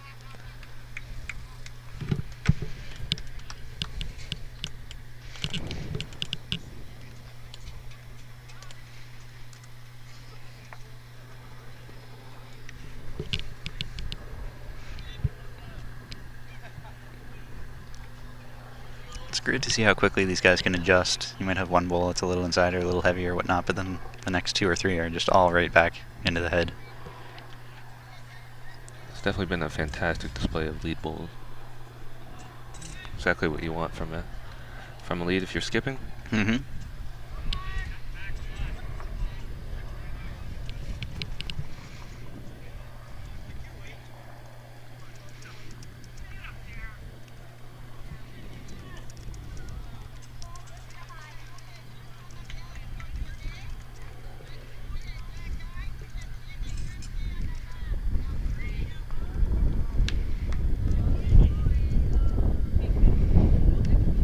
Does come up a little slow, or a little short.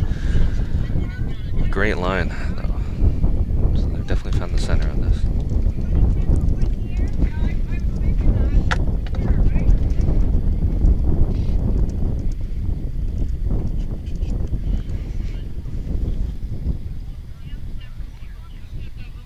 Round looks pretty close with this one. Yeah, right on top of his shot That's a bowl. beautiful bowl. Yeah.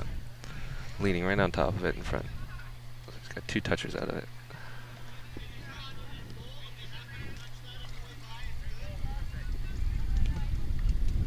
Fred's just looking to be up to it. If he can sneak behind, great. If he can just rub it off, that'd be nice. Mm-hmm.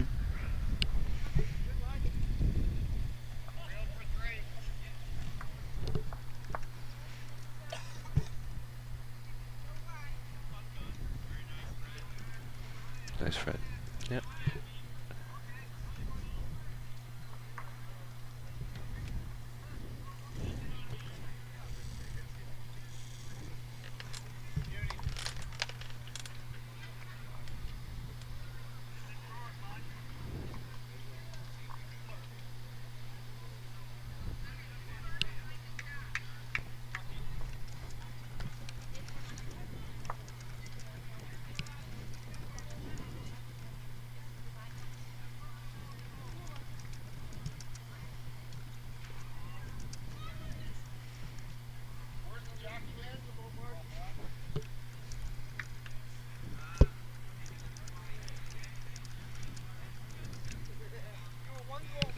See what Dave can do here to improve this head, which is really nicely in his favor right now. Probably just going to try to sneak behind.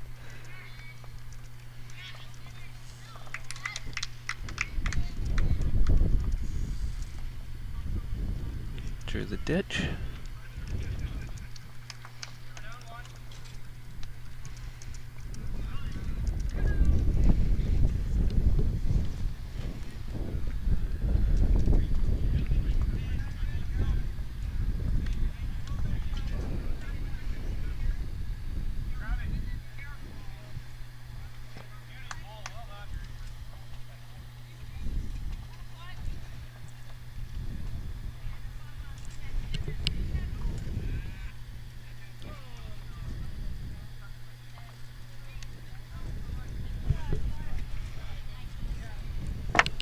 Steve playing the backhand. Try to make a little contact with this and move it.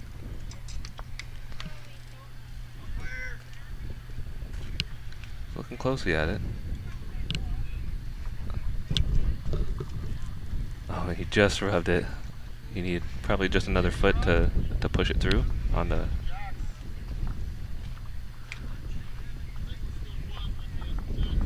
So he might have got second shot out of that one.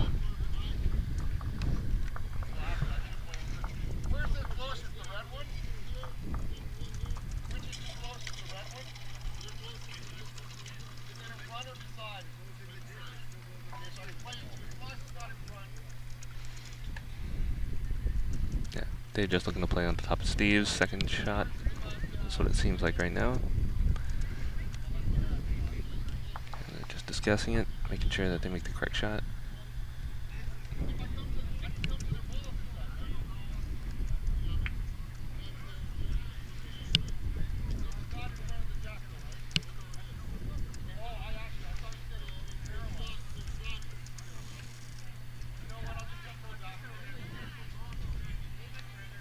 Well, good discussion there.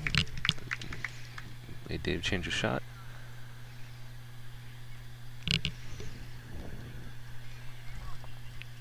Just probably looking to come to the back again. Might be in the ditch with this one though. Yep, right into the ditch. Yeah, sorry to leave you hanging out high and dry on the commentary here, Daryl. I'm working with tech support here to see if we can get the rock tub working a little better. It's Not a problem, that's important. quite the process here. Everybody can listen to my dry commentary. I'm just talking to myself anyway, it's fine.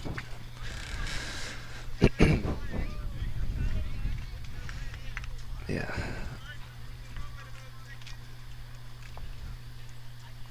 Steve looking to come on top of his, maybe flop in, even if he can nudge the shot bowl a little bit. That'll be good. I think he's just a little wide on that hand. Yeah, it's not coming right back the way he wants, but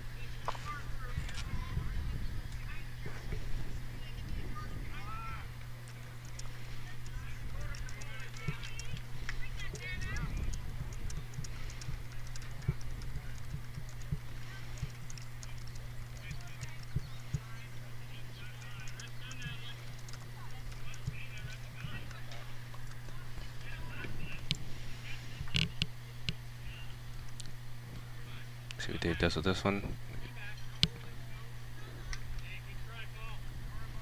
I think he's going to try to play in the backhand again, just try to get behind.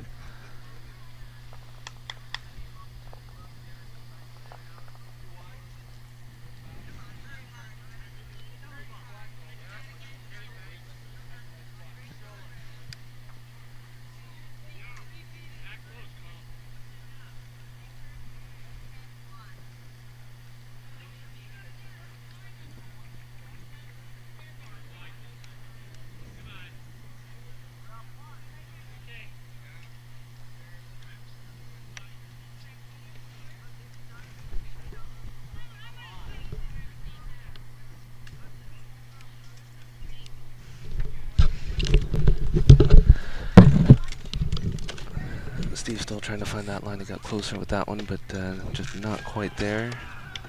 I think he's getting a little frustrated with that line. Hopefully,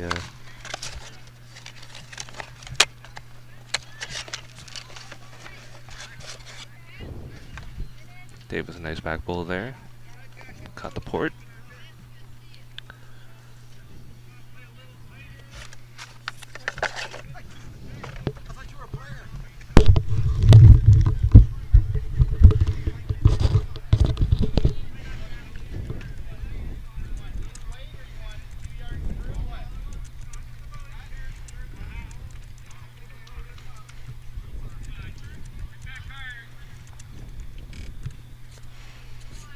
Forehand again, trying to make that adjustment, play a little weight, narrow, see if he'll hold through onto the shot. It's really close, really close.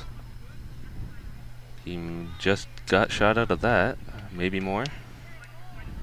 Excellent adjustment from Steve McCarahan there to make the shot. He got closer and closer with each one.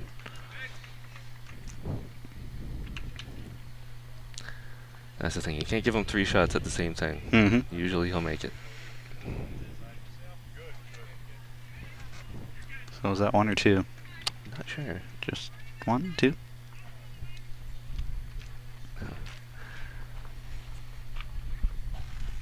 It was 2.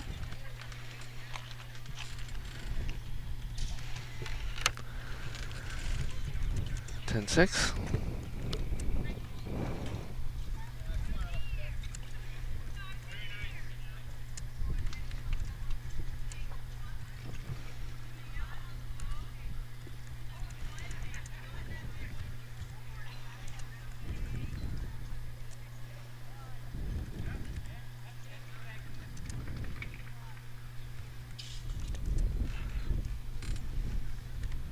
Fred and Steve have a pretty methodical way of setting the mat and jack.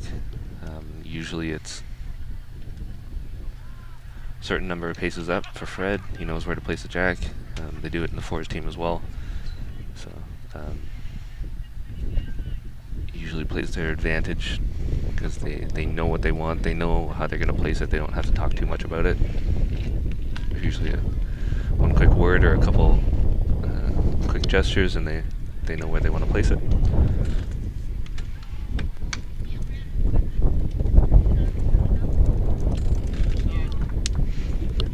Good opener there from Fred.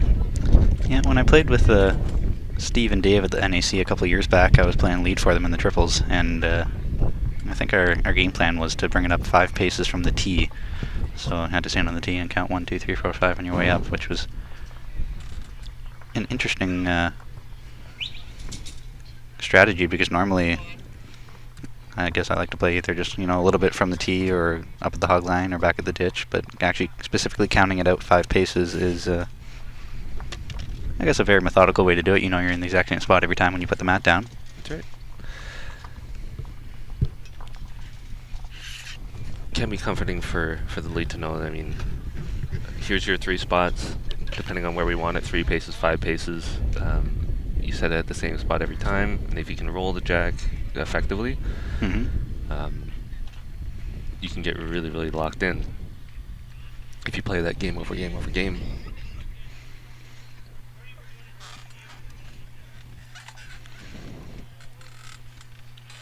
And that's all part of the game plan. If you come in with a plan and your team knows it, there's very few words that you need to have with each other, except when things go completely off the rails, or you're just steamrolling a team.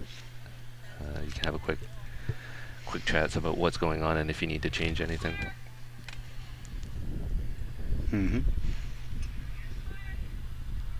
It's surprising how few teams actually have a game plan, and that's I'd almost say a necessity, especially at this level of play, to have a plan going in, and to also have sort of a backup plan, what you're going to do if things don't go right.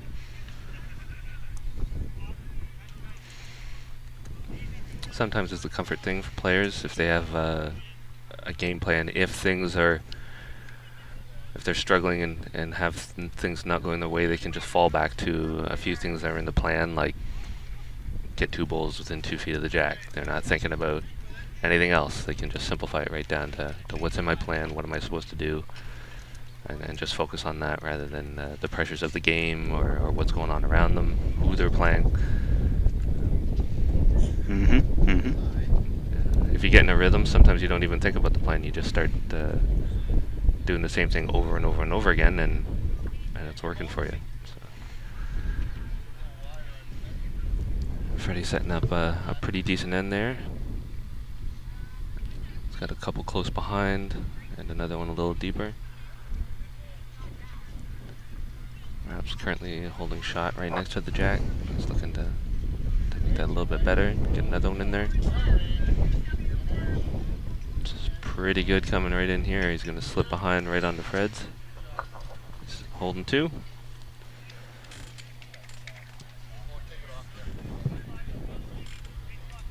Oh, pre-tracked. I guess he was hoping he'd touch the jack on that one. So, after talking with tech support, they want to do a full network refresh, which means I'm going to have to turn the device off. So that means we're going to have to cut the stream off for about 5 minutes just to reset the network. Going to see if I can either delay that or if it has to be done right now. But obviously, the sooner the better, as I'm sure you're getting really frustrated with the stream cutting in and out. So, given that we are only halfway through the game, this isn't necessarily a critical last end win or lose type situation. We'll continue to record it, so that way you'd be able to watch it later. I think it's better. We do hear some complaints about the stream cutting in and out, so the sooner we can get it working better for you guys at home, I think the more appreciative you'll be of what you're seeing and not frustrated. And I think they might have already reset the router, because I don't see the stream button on right now, so I think they've already reset it on their end, but I haven't turned it off yet, so I need to go and do that. Yeah, just hold the power button to turn it off.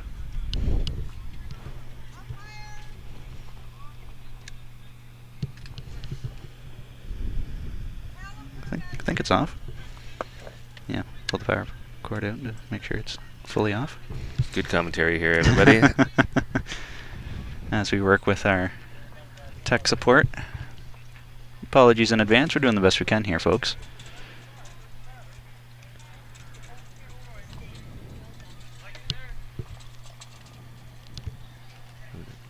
Do you set it then? Yeah, give it a few minutes. They said they wanted it off for 5 minutes, so. Okay. So we'll probably wait till this end is done before we turn it back on. Steve making a fantastic What a beautiful draw here. there from Steve. And a toucher. Now you have to be almost perfect with your weight here, Mr. Steffen. If you poke it too hard, it might go through the port and you're down, but you just need to tap it a little bit. As Rob is just sitting there waiting for it. Yeah. Yeah, the weight is critical on these kind of shots, because a little too much, it squirts right through to Fred's few pocket bowls back there. Too light, you're not going to really do anything. You just want to tap it to get it back to your 2 bowls there.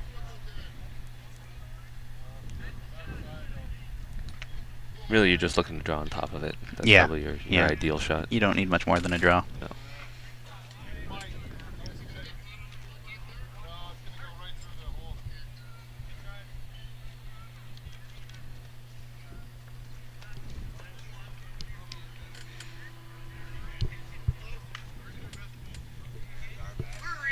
So he's playing quite a bit of weight here, more than just a tap. That's interesting. That sets up a few more receivers, so now I think they will be playing fairly aggressive into that, but with that kind of weight, I think that would have killed it. I don't think you need that much weight to get it through the hole there. Maybe he was just way too afraid of hitting it light, so kill, reset, that's fine. Yeah, Steve's now just looking for receivers here. And he's coming up well short. Yeah. I'm not sure what that's going to do for him, but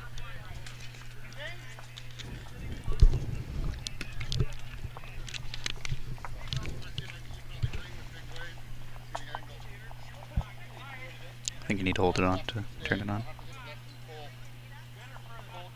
There we go. I hope.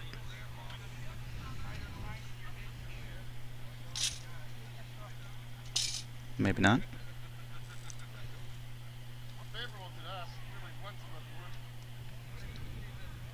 Oh, wait, hold on a sec. Yeah, there we go.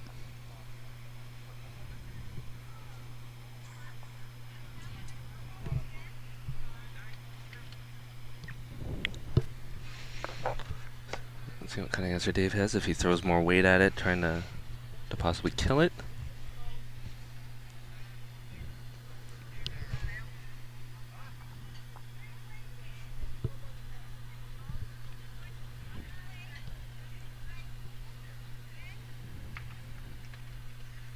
No. I think that's better weight for what you're looking for. Oh. Just outside. He keeps clearing out bowls, so he's making it better for himself if he does happen to tap it a little stronger.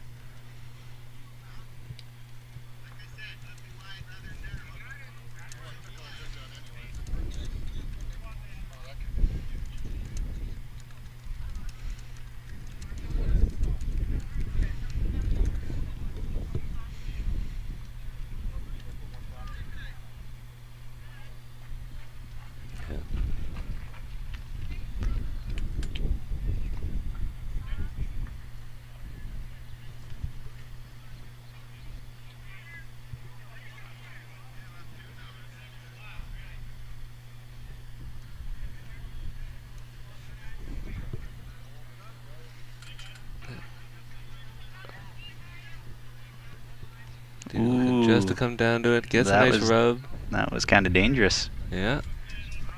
Steve shaking his head like he wasn't expecting it to cut. Right, it's been holding a little bit on that side, and all of a sudden it took off on him and caught it. So he got the nice rub, which deflected it out.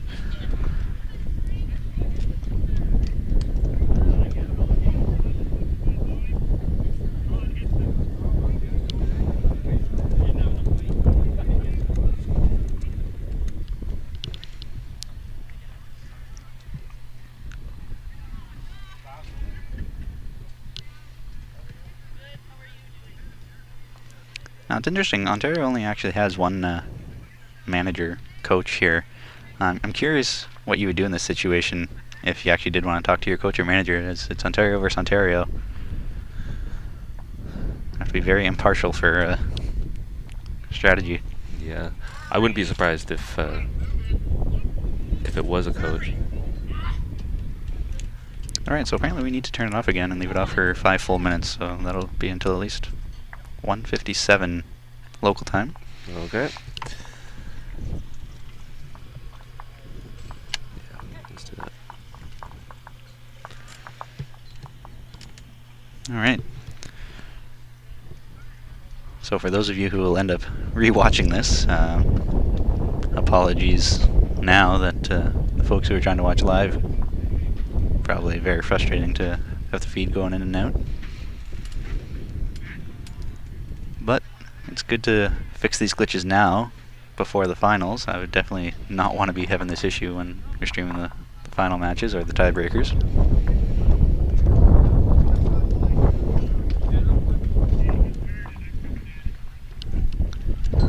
So it is 10-7. We're halfway done.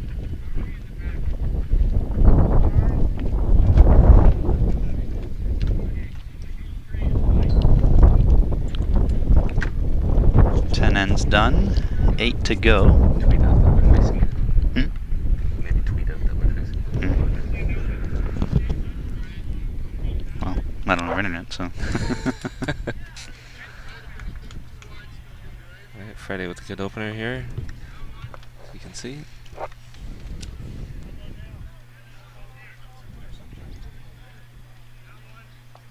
As expected, this is a competitive game between Ontario A and Ontario B, both very good teams playing against each other.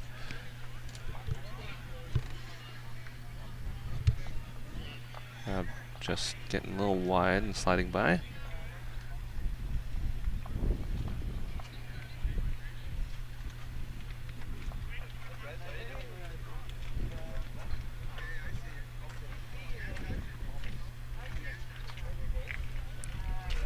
Freddie trying to better his ball here.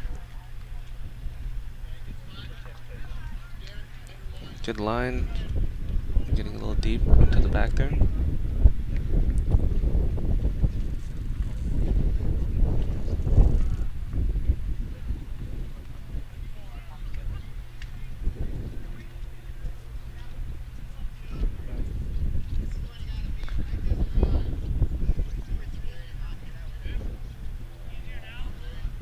Just sliding by. Almost caught that jack on the way through. I know that as we're watching, we've got some fans of the team and some family of the team on the sidelines. I know we've got Fred's wife watching this game. And she always watches Fred's games and is always around. And we've also got Rob and Dave's mother making the trip out here and watching them play, which is great to see. Mm-hmm.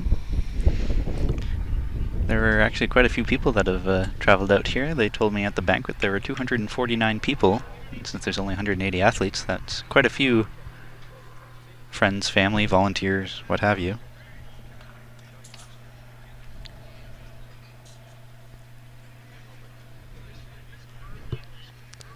Rob trying. He's got a great line here coming in. It's just going to come up short. You can see it's a very interesting line. They're all ending up in and around a foot just to the left of that jag.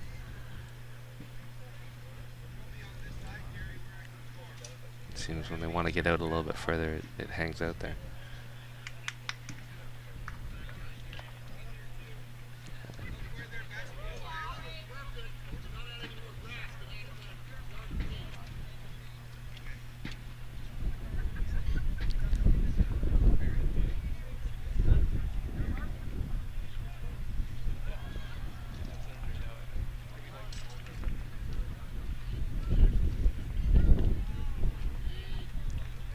Can be pretty close with this one. And again, they make that adjustment a little wider and they hang out there.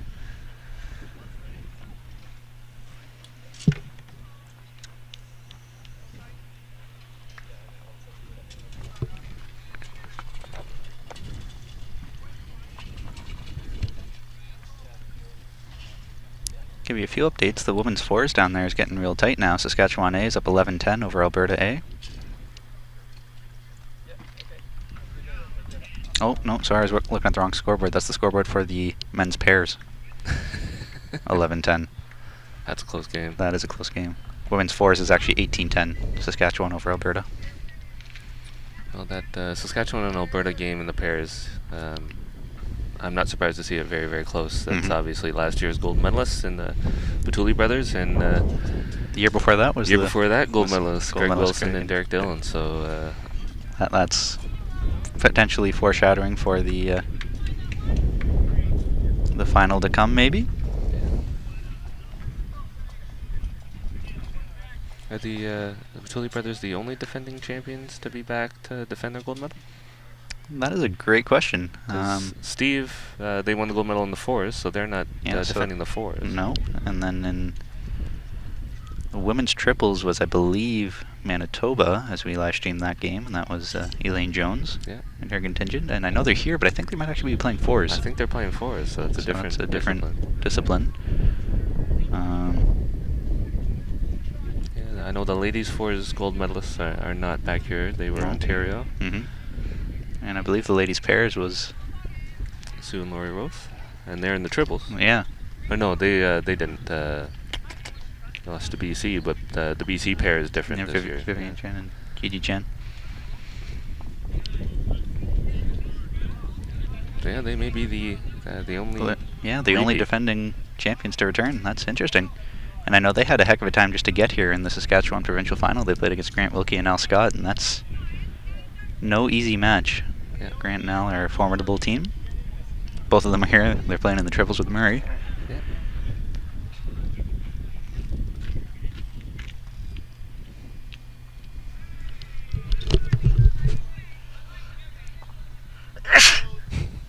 Bless you, Jay. Thanks.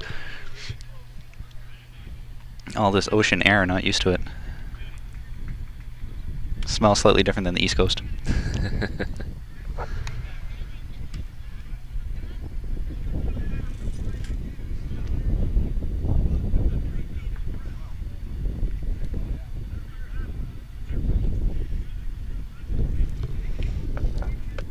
We'll see what Steve can do here. It looks like he's going to play his backhand. Possibly to push some balls up or just sneak another one in there.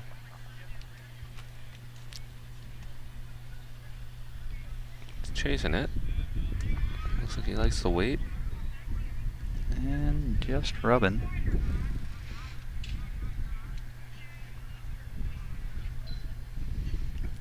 It's hard to tell with all the black poles, at least from this angle. Lots of scattered balls at the back there just waiting in case the jack goes straight back, but there's a bit of a crowd to get through up front.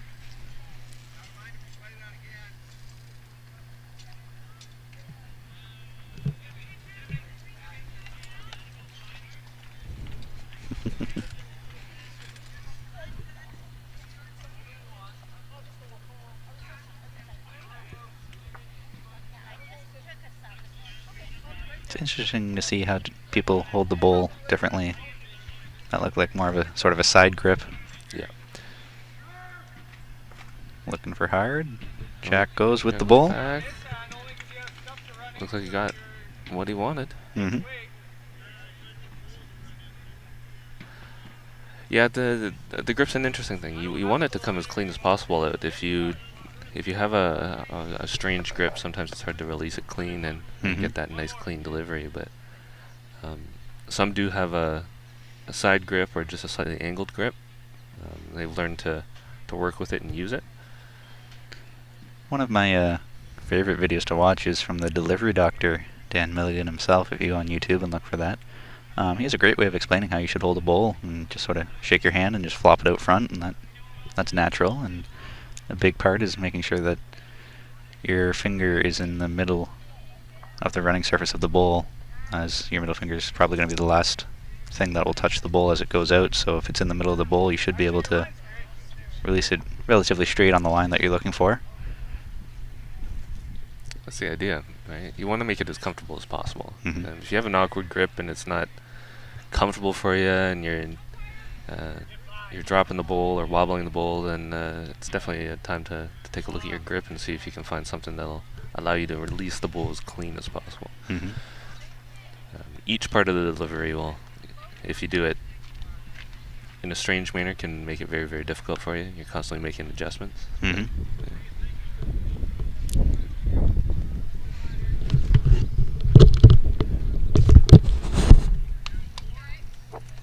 Same situation, you get through the hole, you get the shot. You get the ball.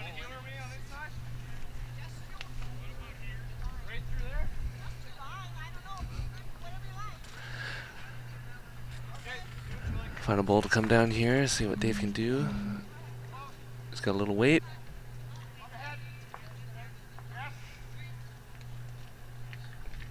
Well, he shot it straight across to the left. Everybody's taking a look. Let's see what's going on here.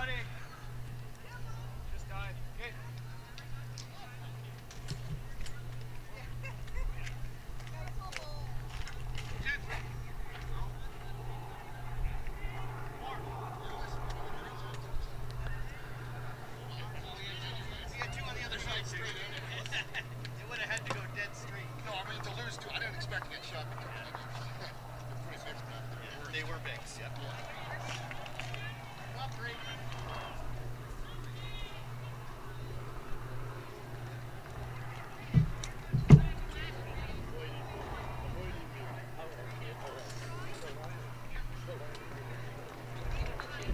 So Ontario B picks up 2 to make it 10-9.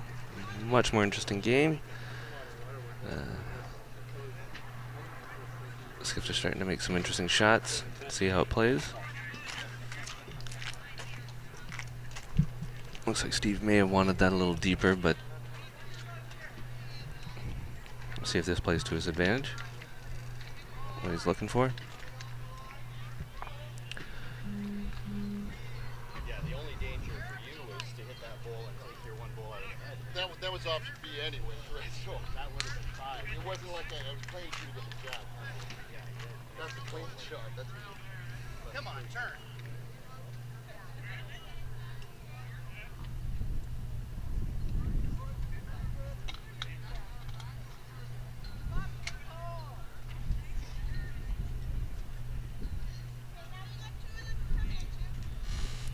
Trying to improve the internet here, so we've been off the air for a little bit. Our commentary is being recorded, so we can put this up later and see it. So obviously you heard us messing around with the internet a little bit, trying to make it better because we know it's been cutting in and out just because of the speed of it. But hopefully we'll be back up soon and talking to everybody. All right, here goes nothing. So what did I miss over on rink 6? Did New Brunswick yield? I'm not sure. I highly doubt they finished 18 ends. I know they were zipping along quickly, but I saw them clean up. Well, they're cleaning up right now, and I don't know what happened. I know that Manitoba was cleaning house, but I'm pretty sure you still need to actually play all 18 ends, do you not? From my understanding, I don't know what happened. That's a good question. They were quite a few ends ahead, so I guess it is possible they might have played 18, but... And it was only men's pair, so I guess that is a little quicker. That's fair. Probably no dead ends. Yep. It's interesting. Mm-hmm. All right, we should be able to maybe give it a shot. I don't know.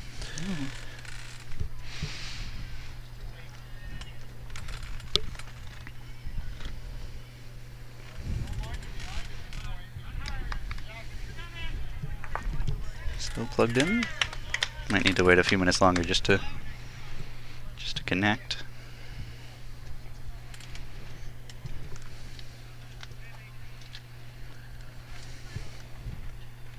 Is that an issue? Yeah, I probably need to wait for that to load up quickly. Okay.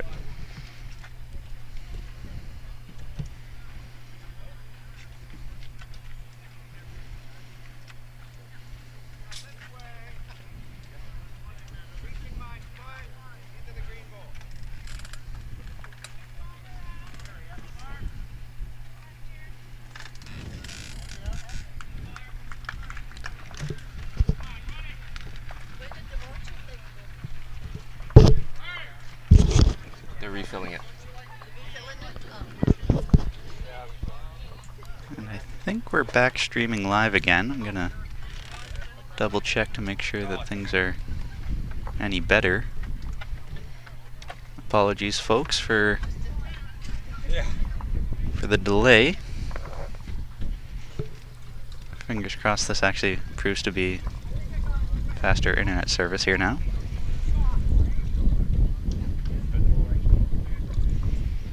Well, it's a little bit better.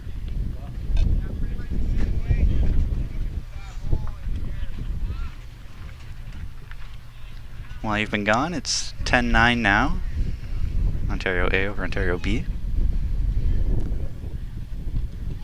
Manitoba versus New Brunswick game is finished with Manitoba with a big win. And it's still not a whole lot better. Our upload speed's only barely pushing 1.4. That's not great. Ideally it should be up close to 5, so that's really quite poor. I think we're going to have to leave it as is for now. I'm going to contact tech support again, probably between games.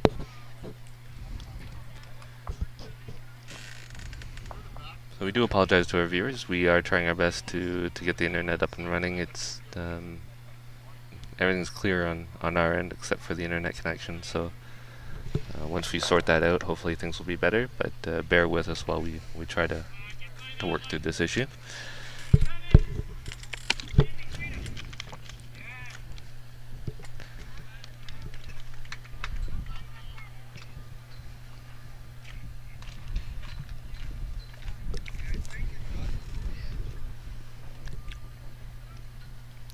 Dave playing his backhand.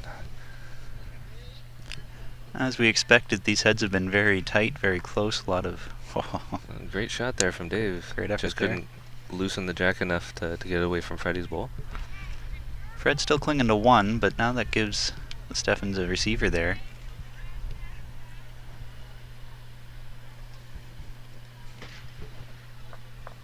Okay, well at least I got some confirmation that people can hear us and see us. So Well, that's a start. hopefully it's a little better, but speed doesn't change much. We will try to improve that after this game. Another option is that I'll probably lower the quality of the feed. That takes its toll streaming as well. So it might not be so crisp when you tune in for the games this afternoon. Might be a little more blurry, a little less quality, but hopefully that'll also ensure that the stream actually stays live and doesn't continually cut in and out. Okay. Yeah, we're here and it's still a little bit choppy, but like I said, we'll do our best.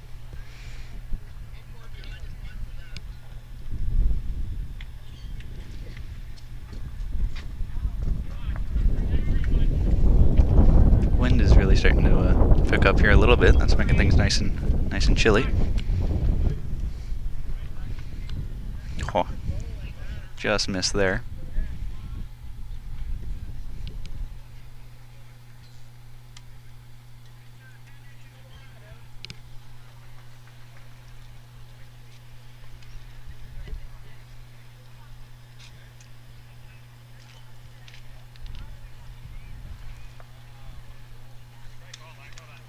Steve's looking to come down here to add another one to the count. No, he's just looking to put a guard in, I think. Might not have been his plan. Plan B, guard. Plan A, draw another one in.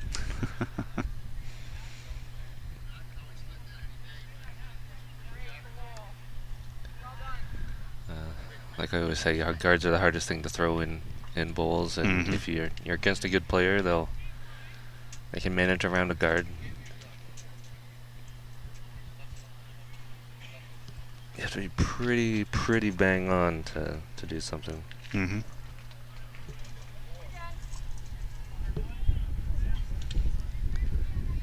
Internet speed is still incredibly slow. I can't even connect to Facebook here from my laptop, so that's not a good sign.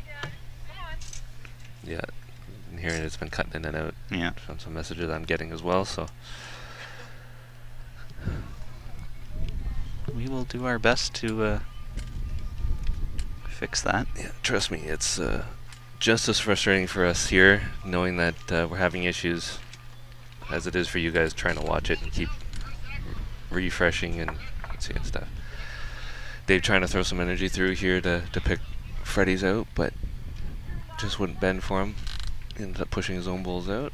So it could be a 2 for Steve right now. Maybe. It's a measure. I'll say it's a measure. But I won't say it too loud.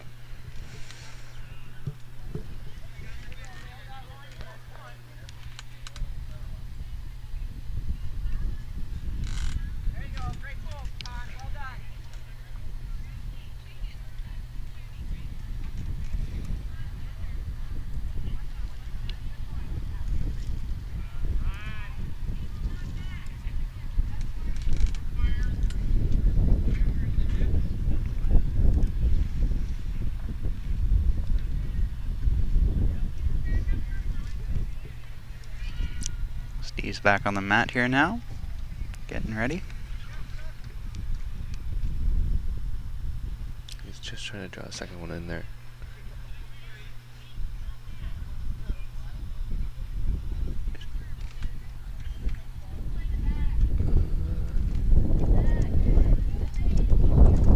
It'll be interesting to see if the jack moves, if Dave decides to throw some more weight through. Where is it going to go? Just got a message from John saying there's no visual but barely have any audio. Oh, got it now, so might finally be working, maybe, hopefully. It's still showing up as red here. Yeah, it's definitely been some weird tech stuff, John. It's quite frustrating that it's the internet, so there's not much that we can do about it aside from work with tech support to try to get things reset and working. So, as I said earlier, whether you heard it or not, I'm going to be working with them throughout the lunch break to try to get this figured out. It's definitely good to be working at the kinks here early in the week rather than later. We do apologize in advance for all our viewers. It must be incredibly frustrating to try to watch it when it keeps cutting in and out, and we'll do our best to resolve that sooner rather than later. Dave with getting a fortunate roll in, definitely making sure it's only one. So that ties things up at 10 if I'm not mistaken. Yep. Good game. Fully expected this to be a back and forth battle.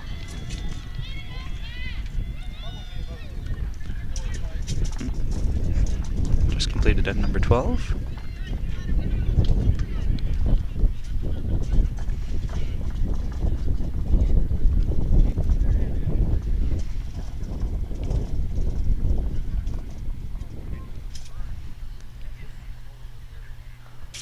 So, for those of you who are actually trying to watch this still live, send us a tweet or a message on Facebook if it's working, or if you have any questions or comments for us. We'd love to hear from you. Still waiting for some people to guess how many umpires there are in Canada. I haven't quite revealed the answer to that yet. John said 325. Daryl said 100. Feel free to make changes to your guesses, guys. And anybody else, let us know. How many umpires do you think there are? There's plenty of room in between those two guesses. Yeah, lots of room. Lots of room. And I will say, neither of those numbers are accurate right now, so... I'm not surprised. No duplicate guesses. Well, I guess you can, but you'll just be wrong. Yeah. Great opener there from Fred. Nestling right up to the jack. That's a getting beautiful a toucher out of goal. it. Yeah.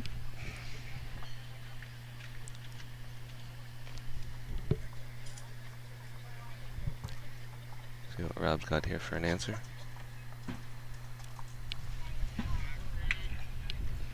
Just coming up short.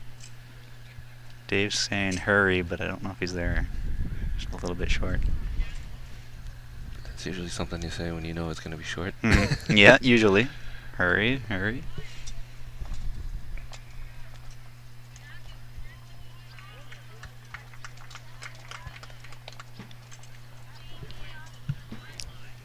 I guess now is as good a time as any to sort of give some tips and advice to anybody who's watching about, beautiful bowl there from Fred, about proper etiquette for bowls. As I heard, Dave was cheering on a bowl there. For the most part across Canada, it's seen as really bad etiquette if you're cheering on somebody else's bowl that's not on your team. Example, if Dave were to start cheering on Fred's bowl, urging it to go through a hole or something like that, For the most part, that's kind of seen as really poor etiquette in the game. So if you're cheering on your own bowl or your teammate's bowl, that's fine. But if you're sort of urging your opposition, it's generally frowned upon. Many people don't know this, and if you never taught it or never told it, you don't even know what you're doing is poor etiquette. So It's true. just sort of little tips and advice for those of you who are watching right now, that it might be a good idea to not be cheering your opponent's bowls through a hole, or to go in the ditch or anything like that. Yeah, keep things positive. Right? You cheer on your bowls. You can say good shot to your opponent if you want to, but you can say it to yourself, just not out loud. Mm-hmm. You can certainly think it, just don't be shouting it. Yeah. Vice President Tara O'Neill's just asking if Ontario's winning. Actually, they're just tied. I'm gonna say actually yes and no. Although there are other Ontario teams playing, so I'm sure Ontario is winning somewhere against Ontario. Same could be said for BC, as BCA is playing BCB in other matches across the field. That's right. Rob definitely missing his line on that one, getting super narrow and getting across to the boundary. Some people might be asking how come Alberta A isn't playing Alberta B right now in the fours, and same with Nova Scotia A and B in the triples. The reason for that is that there are 10 teams, so when we make the schedule, we just assign numbers. So, 1 plays 10 and 3 plays 4 and whatnot. It's not until that's been approved that we actually assign teams to names. And so, Ontario might be Team 10 and other Ontario might be Team 3 or whatever. And we generally try to make it so that they play in round 3, so that way it's earlier on in the week. But in the case of not a full secondary team, New Brunswick only fielded a pairs team, and they got assigned to team number 4. But then to make up the triples and fours, Alberta sent additional fours teams, so Alberta B was technically team 4, and Nova Scotia sent additional triples teams, so they're also number 4. So right now when team 4 is playing, I don't know what the other team number is, team 3 or whatever, it doesn't quite line up the same as Alberta A playing Alberta B, or Nova Scotia A playing Nova Scotia B.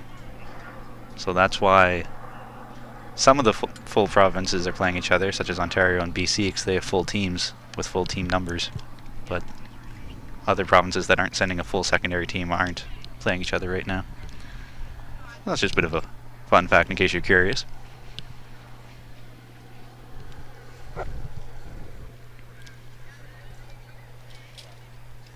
Trust me, it's not fun being the draw master when you've got changes coming in and things happening, and they definitely do their best, and I applaud anybody who's a scorekeeper or a draw master, because you do something wrong and you're going to hear about it. Mm-hmm. Yeah, I probably should give a big thanks to Dave Cox for putting together the schedule. With Roy Reach was helping them to make sure it was accurate. They put the 1 versus 3 and 10 versus 4 together, and they did their best to make sure that nobody's playing on an outside rink too often, and then that things work out right, so everybody has a relatively equal chance here. You're playing on rotating decks, and Dave playing weight through, just getting the gaps are narrow.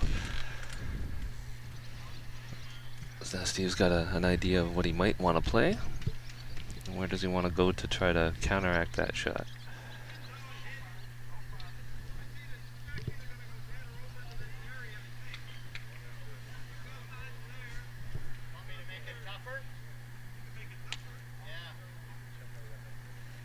Looks like the call is they want to make that drive shot tougher for Dave to make, so Steve's going to try to change the angles, possibly drop one in front, or really in front. Yeah, that is really in front. He was definitely looking to get in Dave's eye here.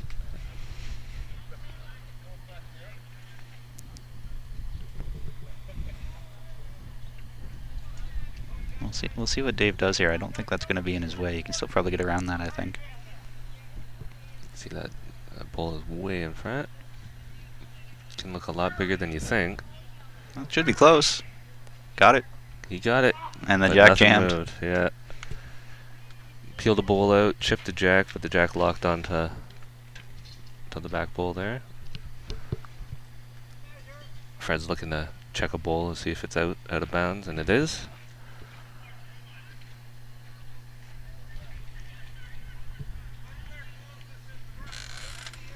When we first started streaming the first game there yesterday, I thought that these white marks were actually the out of bound line, but no, it's when they play the other direction, that's where the tee is. It's kind of deceptive when you're looking at the green for what's out of bounds and what's not.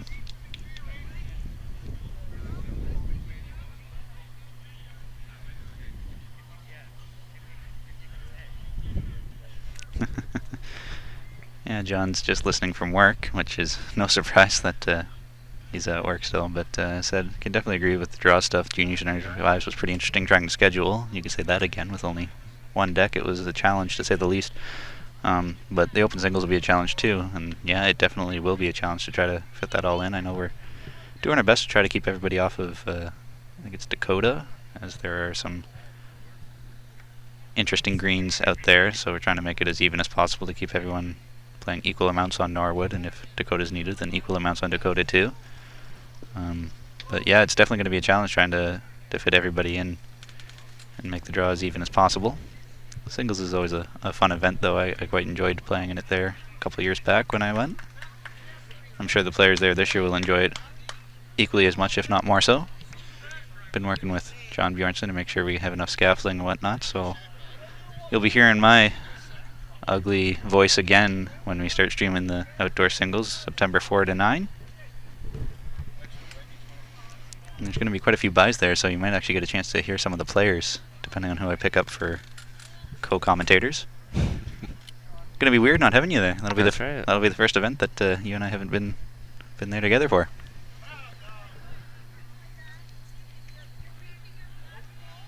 Dave playing with some energy. Ooh. Yeah, he's missed. He got definitely narrow on that. You heard a nope as soon as he delivered it. He knew it. Yeah, it'll be strange. I'm getting used to this gig. Right? I'm sure people are getting tired of hearing me all the time, but I'm never tired of hearing myself. Currently 10-6 for Quebec over Nova Scotia in the men's pairs down on ring 5. 13-4 Alberta over Manitoba. Women's fours on ring 4, I believe that is. That's it. That's what it looks like, yep. 19-12 Saskatchewan over Alberta in the other women's fours match. 17-9 BCB over BCA down on rink 1, that's men's pairs.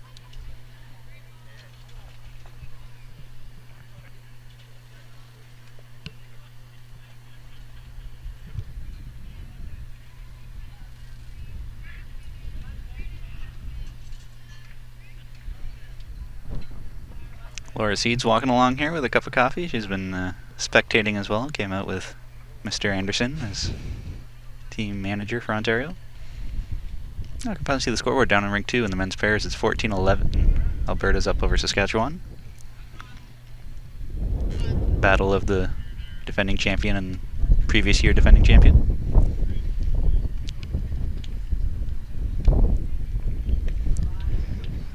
Dave is finally on the mat here, ready to let loose another up-weighted shot. He's stalking. He's close. Holding up a little too much, though. Just missing. Just through the board. Looks like 3 for Ontario. Well, 3 for Ontario. Yeah. 3 for Ontario B. Looking down at that other deck, it's 12-11 between Saskatchewan and Alberta for the men's fours. That looks like a good game. 17-7 Alberta over Saskatchewan in the women's pairs. Yeah. 13-12 Nova Scotia over Quebec in women's pairs, I believe. Yeah, I think you're right. Yep.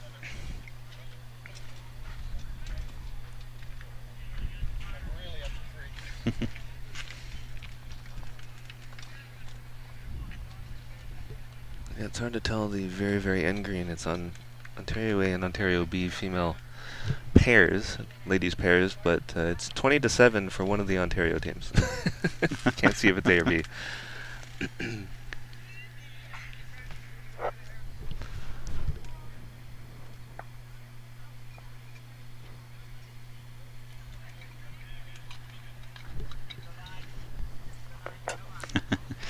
Yeah, John's saying he's more than happy to commentate if he's got a bye at the singles, which I'm sure you'll be on for a stream or two. But I'm definitely going to try to get some new voices in there too, as it's nice to mix things up, get some different folks in on the stream. So, John, you'll probably be on for one or two, but so will a few others.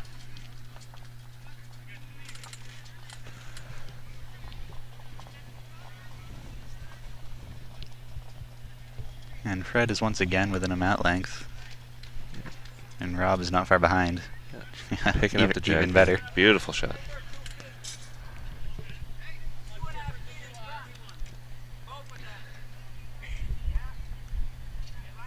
If anybody has any questions about good lead play and what you want from your lead as a skiff, I mean, just watch this game and you can see Fred and Rob doing their best to really play some good bowls. And Fred with a magnificent shot there to loosen up the head. Beauty.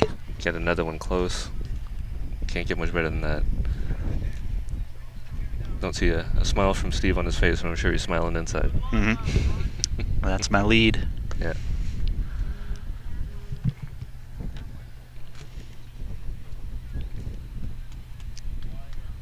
Rob's a little wider, but I don't know if he's here. Surprised me he is. That's pretty good weight. Yeah. Really good head developing here. Mm-hmm.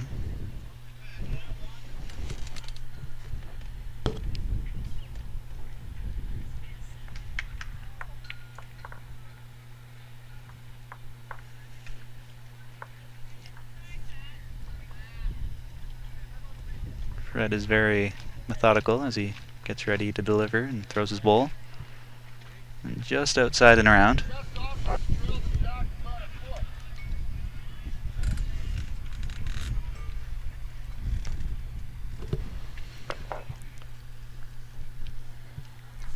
One thing I really like about the setup is the fact that all four decks are just so close to each other. I've been to some clubs where they're, a little further apart when you have 2 or 3 decks that aren't necessarily all centered together, but these ones are pretty nice. If you're sitting in between the decks, you can just turn around and you catch the action on the other side. No, you're absolutely right. It's a beautiful setup here. Easy to manage games, easy to set things up, tear things down, and it's just a beautiful area. And of course, we have beautiful weather, so you can't complain about much here. No, definitely can't complain about much. Maybe the internet. Maybe the internet. Yeah, that's pretty much the only thing I can't complain about here, and it's a big one. Great weight there from Fred. Jack eye. I'm trying to continue to improve on that head. It's got fantastic bowls so far.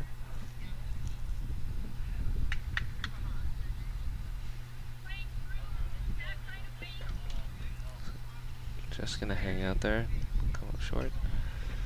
Yeah, just not coming in. Leaves a lot of holes, but also a lot of bowls you can use to sort of rub in to come in off of. That's right. That last bowl there by Rob looks like that might be pretty useful to come into the head. Yeah, I think Steve's just gonna draw down, try to pick up that jack if he can. If he comes a little narrow, he can push Freddie up. Mm-hmm. We'll have to drag it to the left rather than the right anyways. Absolutely.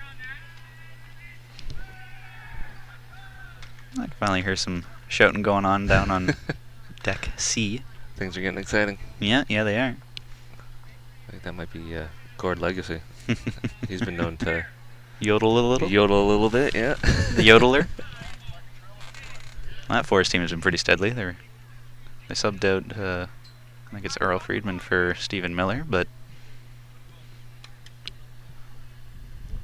they've made quite a few appearances here. Absolutely. But I could say that for just about every team here. There are a lot of familiar faces who have been here numerous times. That's correct.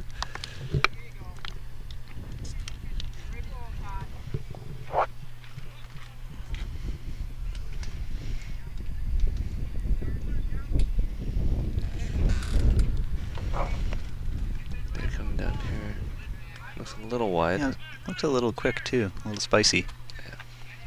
Might have just been looking for a back ball, which he did. Yeah.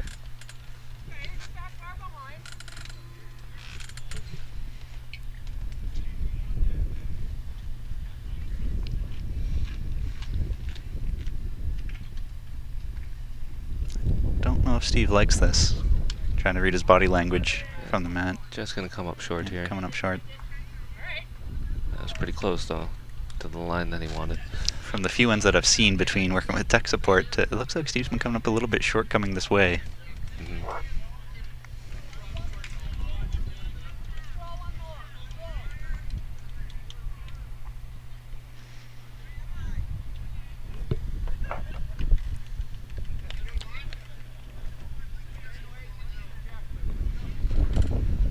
That's a good line.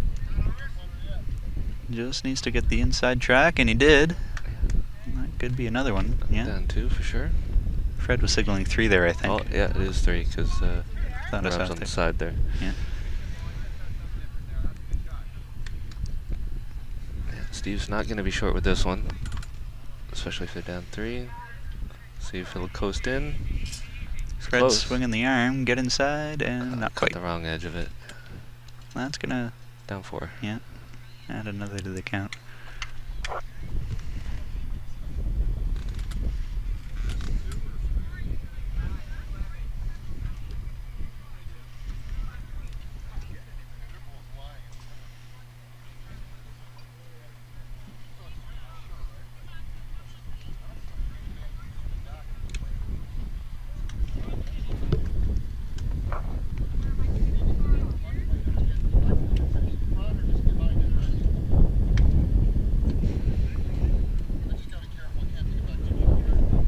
You can hear Dave just worrying, but gotta be careful. Don't want to kick it back there where Steve and Fred are waiting. That's right. You want to make it more difficult for Steve to get one in there. Mhm. You don't want to ruin it for yourself as well.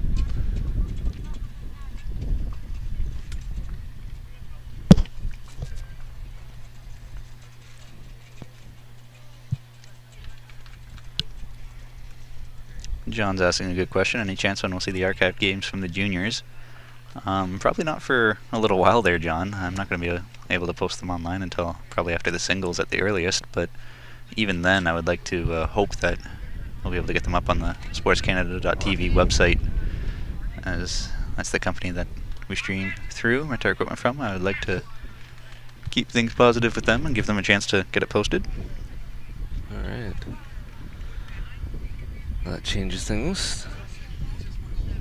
Dave dragging it through. Pretty sure he cut himself out of A couple shots another there. point there. Yeah. And It's that actually better for Steve. Yeah, that makes things a lot easier for Steve here now, but definitely don't think that was what he was aiming for. No, I think he was looking for a trail of maybe 2 or 3 feet to bury it behind that little cluster of bowls. Mhm. But yeah, Got a little aggressive, a little eager. But nothing ventured, nothing gained. got to try to make the shot. Hmm Um, He is still holding at least 2, possibly more, so not the end of the world.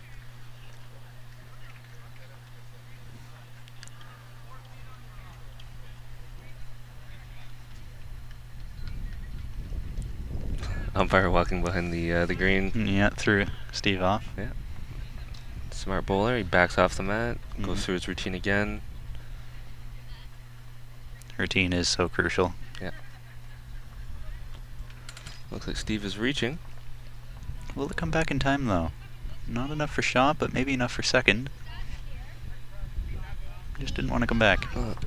Probably cut it down to 2 if there was a chop for 3. Hmm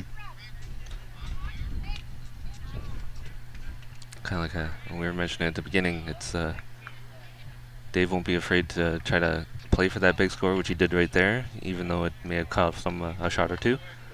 I think this is your best way because I got ledges out there. Either one is to do it. Are those already the outside though? The other option is playing it through here with weight and move 2 or 3 on it. Look at the buttons, they're all ours, right? No, that's not necessarily a terrible idea. Dave's looking at playing weight into some of his bowls up there. There's quite a few there that he can possibly bring into the mix. That's right, yeah. The danger is if he's, a little outside though. Steve and Fred, if you push those in, then you definitely cut yourself down. That's right. So you got to weigh that risk versus reward factor and see if you're confident enough to push those in. Maybe you play it, or you just try to draw another one in. Take your 2 or 3. Mm-hmm. I'm starting to wonder if we're going to be able to finish this game on time. With the 3.5 hour time limit, we still have a little under an hour, but Dave's calling for it. That split a few.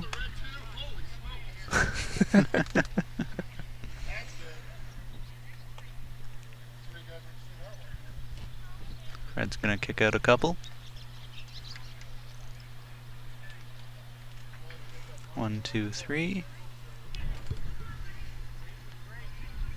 Gonna take a look around. I wouldn't be surprised if he measures from here for the rest. Yeah. So 3 and a look. That at least ties it again, if not more.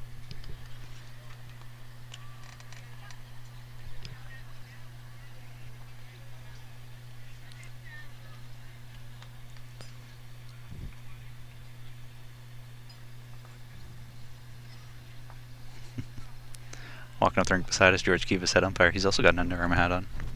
Bring him over to the Under Armour booth here. Hat of choice.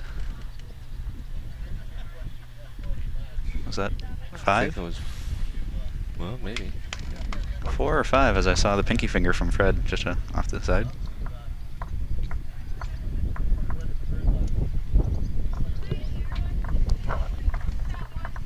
It's definitely a, it's a it's 5. 15-13. It's definitely a momentum swing for the Steffens. As, Absolutely. Steve had clawed his way back and taken the lead. Now it's a real tough battle for the last 4 ends here. Definitely don't want to be giving up any big ones.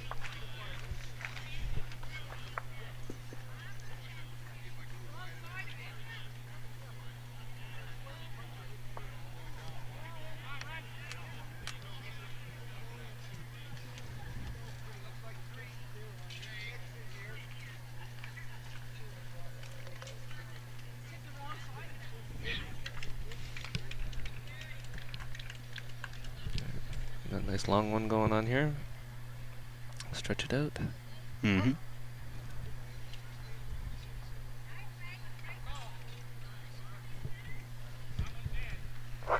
That looks pretty wide to me. Yeah, I don't think that's going to come back. Drawing the ditch. In the far right corner. Yeah, that must have just been a oops. Yeah.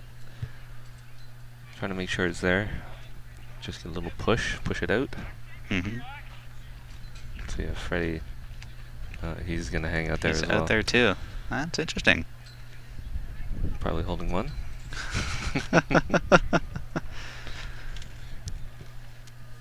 It's great to have the camera down at the other end. You can really see the difference here because we're sitting behind the players as they're playing here, so what we see is what you see from this camera angle right now, and it looks like they're just so far out to the side. But when we switch camera angles, like we will here shortly, you can actually see they're a little bit closer than it looks from the mat.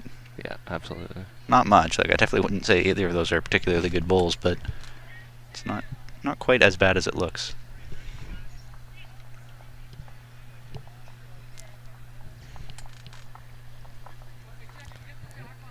So it's probably a good thing that they're only using 7 rinks on this deck instead of 8, as once you get out there, that really hangs. Yeah, that's true. It would be interesting to see it go right to the edge. Mm-hmm. Probably really, really tough to play if you're playing rank 8. That's a good line there from Fred, but just quick. So these guys are still trying to figure out their weight here for playing such a long one. I was talking to Ivo yesterday when he was commentating, and he said that folks in BC like to play that 2/3 to 3/4 length jack, which I thought was interesting because from what I recall in Ontario, most people like to play shorter, maybe 1/3 to half. Not a whole lot of people back home like to play that T to T, but that seems to be the go-to here in BC is to play longer ends. Yeah, that's one of the things in Canadian bowls in general that's lacking is that T to T play. We do play shorter, mid-length ends on average, and Mm-hmm. when we go to an extreme length, it's usually short, not long. Mm-hmm. So if you're looking for a strategy to start winning in Canada, maybe play T to T and get really good at it.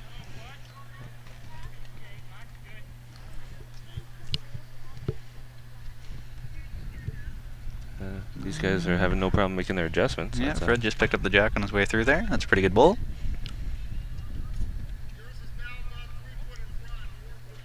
You were asking us this yesterday. Which province is your favorite jerseys this year? You know, I actually really like Saskatchewan's. I'll have to say they got brand new shirts Mm-hmm. this last year.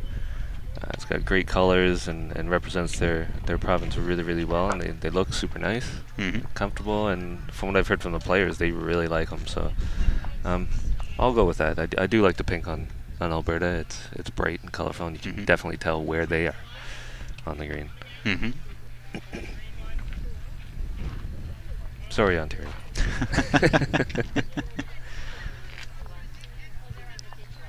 I think I actually like the vintage Ontario shirts that Steve and Fred are wearing a little more so than what the Steffens have on.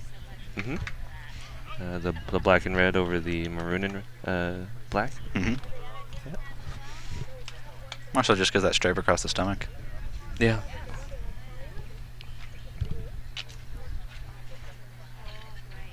So this is a interesting end. It's a little bit looser, but they still have three within reasonable distance there. We'll see if the skips can mess it up a bit, as they tend to do. Mm-hmm. Mm-hmm.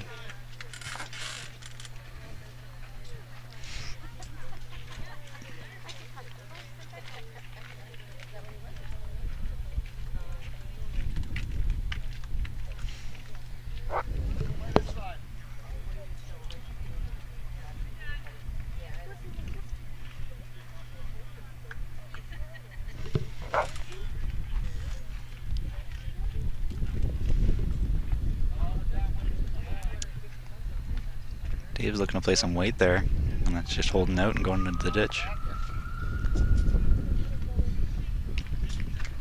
As the games are wrapping up, some of the scoreboards are getting cleared, so we can't tell you some of the final scores. But for all your scores, go to bowlscanada.ca and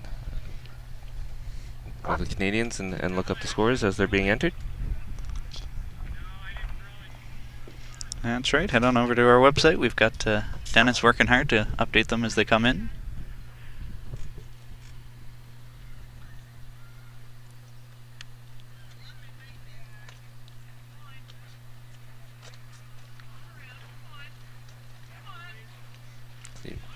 Good line, just a number of feet short on that.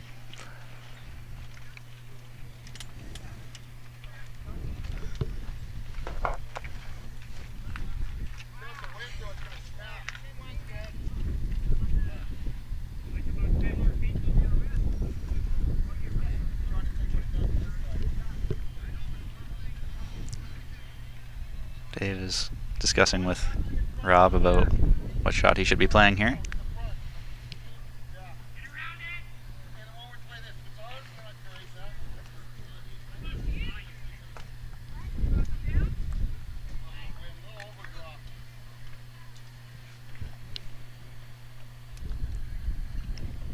Still trying to test out our internet speed here, and it's still lagging quite a bit. So I apologize if things are cutting in and out again on you back home.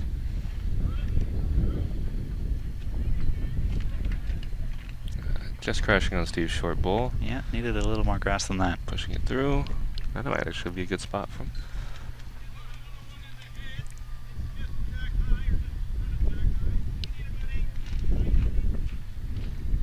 Fred's saying that Steve's last bowl was about 8 or 9 feet short, so he needs to add just to get another one in the head. Steve's chasing it. Yeah. Got a little skip there. Yeah, trotting down after it. Needs a big finish there. Not Yeah, quite. just didn't want to bend enough. Plops it in.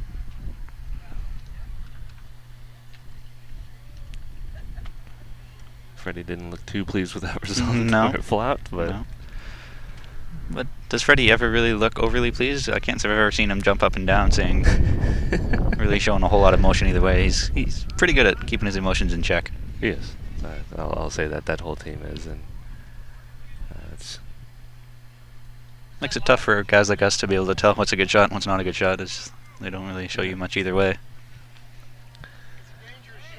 The men's pairs over there. Quebec's up 10-9 over Nova Scotia, playing 16.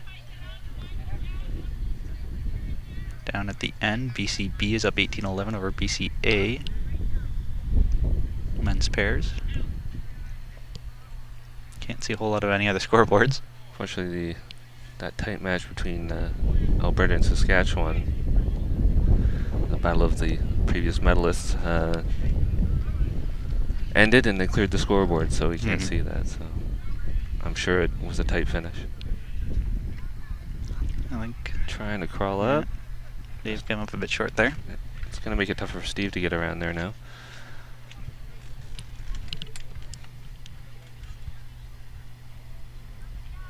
Makes the angle hard, but it is a fair distance in front. They can still get around. I think you can still draw that off. But as we saw, it didn't break much, so Mm-hmm. it's Definitely hangs out there once you get out, so you're going to have to be just perfect. yeah.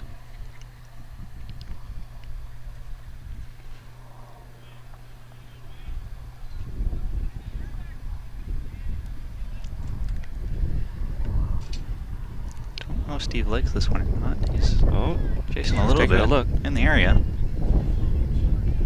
Just through the port. Wow. Close on both. Very close. One bull each left to come for the skips.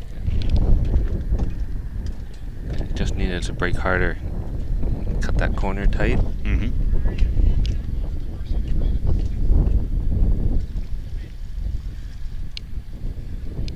Just to bury that jack.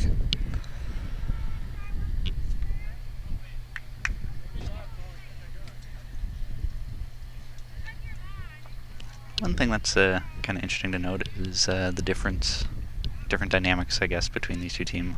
I can hear Dave is he talks a lot. He does. He's very vocal, and then Steve is just very quiet and more conserved.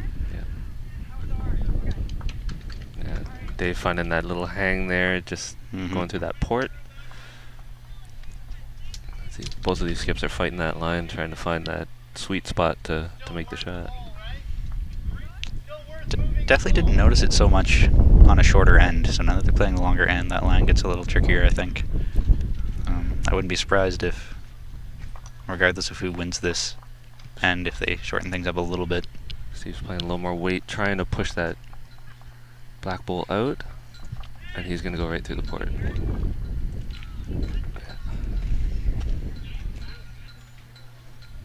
He knew what he wanted, just couldn't find that line to get that shot out. Mm-hmm.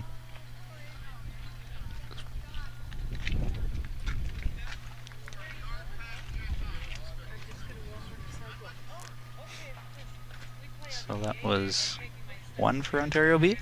So it looks like, yep, Yep. 15-14. Got ourselves a barn burner here. Yeah.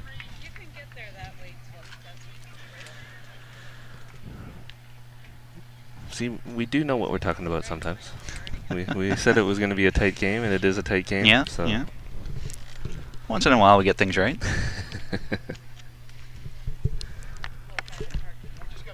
How does that saying go? Even the broken clock is right twice a day?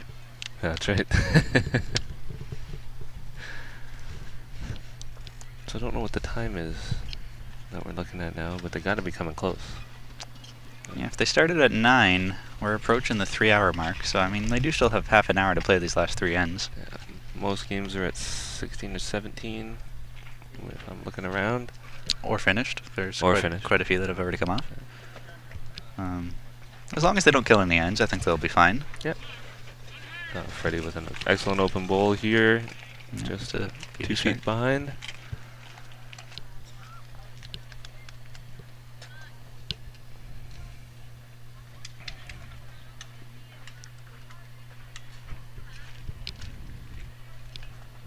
Rob will be looking to draw in a little bit closer than Fred here. If he's got the legs, he might be in the area, but I don't think he's quite here. Coming up a little bit short. Yep, just a bit. Steve's telling him that shot anyway. If you want to play it, play it. You know, don't be scared of it. It doesn't make a difference if you hit it or not.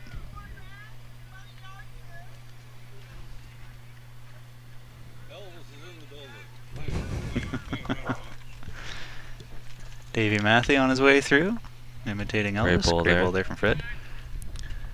He's been doing a spectacular job of both playing and making sure things are still going. I know between games I've had a few questions for him, and a lot of other people have been asking him this, that, and the other, so that is no easy task to organize and play at the same time.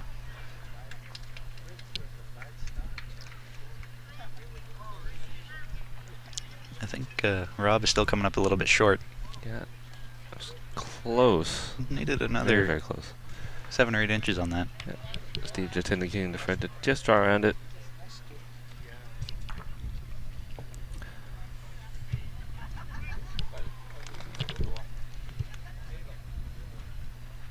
And we've mentioned it before. These games will be archived and able to view in their entirety later on. What a great ball by Fred. Beauty shot. You know, Steve would rather it be tucked around than sticking out, but yeah, that's actually kind of an ugly place to be. You can easily use that and get in behind. Yeah.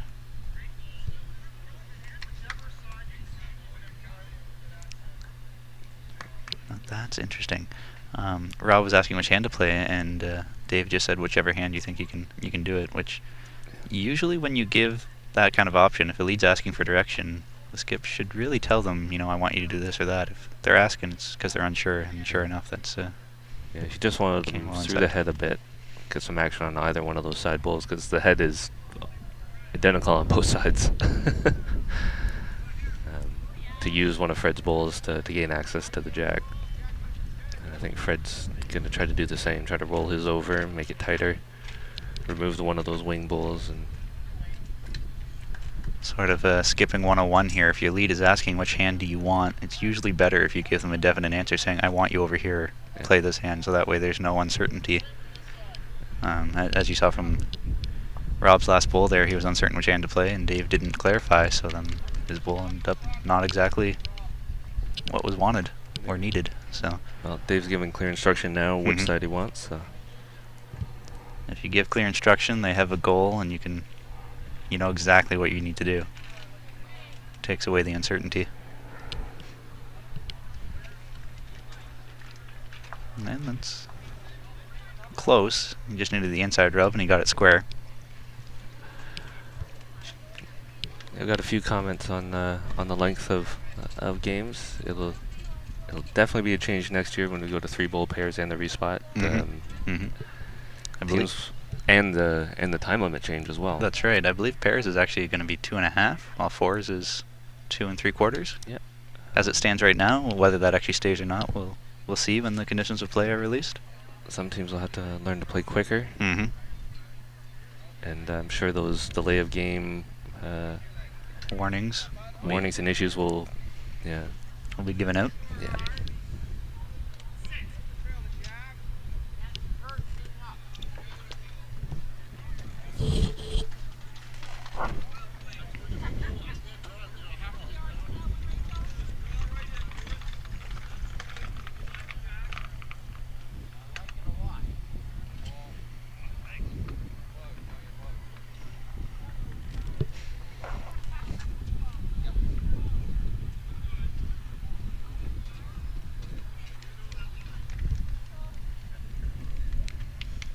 I'll be curious to see how quickly games will be able to go next year, since they'll be using respot with no dead ends, if that'll actually allow teams to finish in the time suggested.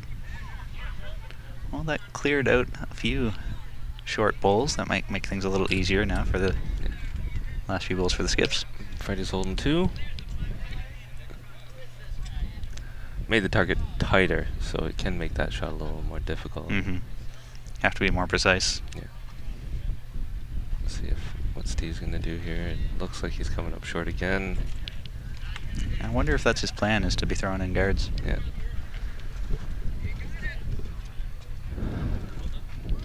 Grab those 2 shots and not leave anything for Dave to use. Mm-hmm. Although that one could be problematic. You get a little wide with weight and shoot across the head. Those are some of those short bowls you don't want to have. Yep. Yeah. So the count is 2 right now.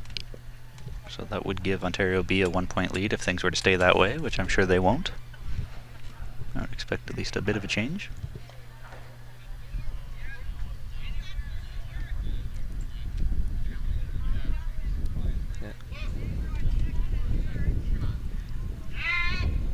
Dave says he's close, and he got her and killed her. And killed it, yeah. So talking about length of game, we just got a killed end.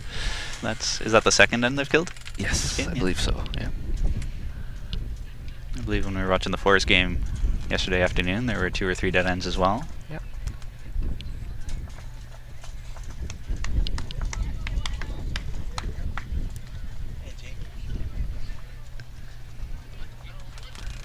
Quick high five there between Fred and Steve as they go by. You know, keep putting the pressure on. Good work. Yeah, that's right.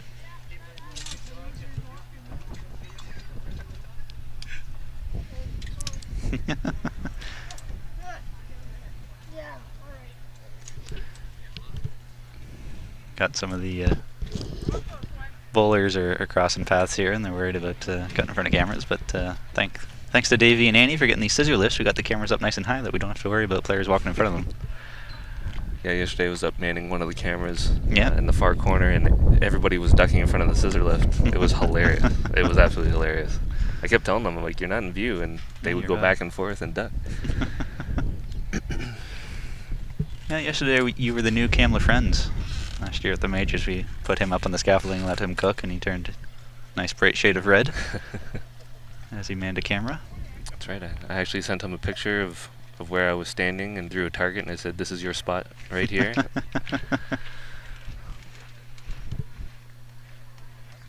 But yeah, I didn't burn. I was a good boy. Well, you were smarter than I was. I'm quick to toast. Don't worry, I brought up the sunscreen and made Jake put it on today, so Yeah, yeah. he's gonna be okay. Yeah, that's one downside to not bowling so much anymore, is that I don't have the bowler stand. So whenever I am exposed to sun now, I burn up pretty quick. Yep. The office life. Yep, that's right. That's right. Like vampires barely come out. I can testify to that. There have been some late hours in the office prior to this, getting ready for this event. It's been long days. Freddie with a magnificent draw bowl to rest up. Beautiful shot. Interesting there. Dave has the blue chalk, and then Steve has the pink spray chalk. So we got lots of different colored chalk here. There are some white bowls out there, ones that are close to white, Mm-hmm. and sometimes that spray chalk just doesn't show up when it's pure white. For the most part, colored chalk I think you can see on most of the bowls. You just need to make sure you have a couple different colors in case your blue chalk is for a blue bowl or That's pink right. chalk for a pink bowl. But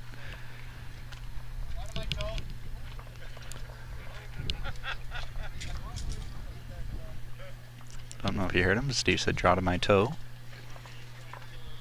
'Cause that's exactly where the jack's going to go if there's any contact with it. And for me, as a lead, that's the kind of instruction that I prefer. Something simple. I Mhm. don't need to know, like, Jack's gonna go here, this, that, and the other thing. I just need, where do you want my bowl? Show me where it is, Mhm. and that's where I'm gonna draw to. Yeah, that is one thing that I think a lot of players would do well if they could learn to clear their head and just, where do you want my bowl? That's all I need to know, and draw there. There's so much less in your head. You don't need to know who shot or what the setup is like. Just focus on where you're going to put your bowl. Let the skip worry about the rest. That's right. That's what the skip is paid for. Mm-hmm. Make the big bucks. Really great drill that Lachlan had us do at one of his many camps was everybody took a turn at skipping and call on the head. You had 3 seconds to say specifically where you wanted the bowl, otherwise you lost the bowl. And it really forces you to make up your mind and make a decision quickly. There's a lot of different options that you can see, I'm sure, but make your mind up quick. You shouldn't be second guessing or humming and hawing. Just, this is the strategy we're using, this is where I want you. That's exactly it, right? And I remember doing that drill with him, and it was surprising how good the instructions were and how good the shots were, Mm-hmm. based on just quick decisions and instinct, right? So. And it's surprising how much more accurate the instructions were as well. It wasn't a pick a hand or whatever you want to do. It was a put your bowl right here. Yeah, do this, this, and this, and then you roll your bowl. Yeah. Well, that's another way to speed up play here in Canada. Is that's something that I would love to work on as a country. Is when you travel internationally, especially Southern Hemisphere players just play so much quicker as they're just quick, bing, bang, boom. But up here, things just really slow down. You don't realize that the muscle memory, the feel of the green, the shot that you just played. If you want something similar, the faster you do it, the better rhythm you can get into. You can remember the feel easier. If you're dragging and you can't play quick enough, it makes the shot harder because you just played a perfect bowl. You want to play it again. You wait. The feel just isn't quite the same. Mm-hmm. That being said, I'm sure there is a counter argument saying if you play too fast, then you're not focusing enough and you throw a bad bowl. But That's true. do need to find that sort of happy medium. Yeah.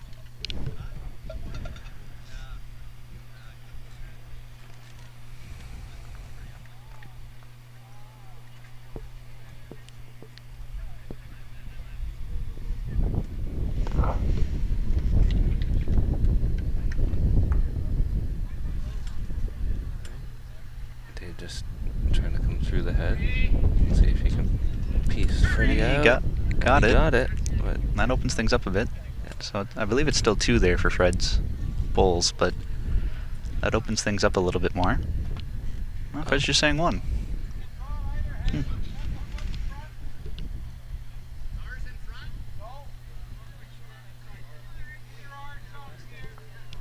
Yeah, Fred's saying those 2 at the back are his. As teams are finishing off, we're starting to get a bit of a crowd building here. People are coming in and scoping out.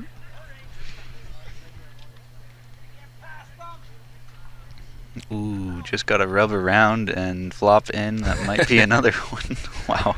I won't follow her, but got a good result out of that. Makes it tougher for Dave.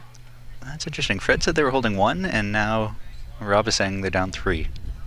So someone is being optimistic and someone's being pessimistic. I'm not sure which one to believe here.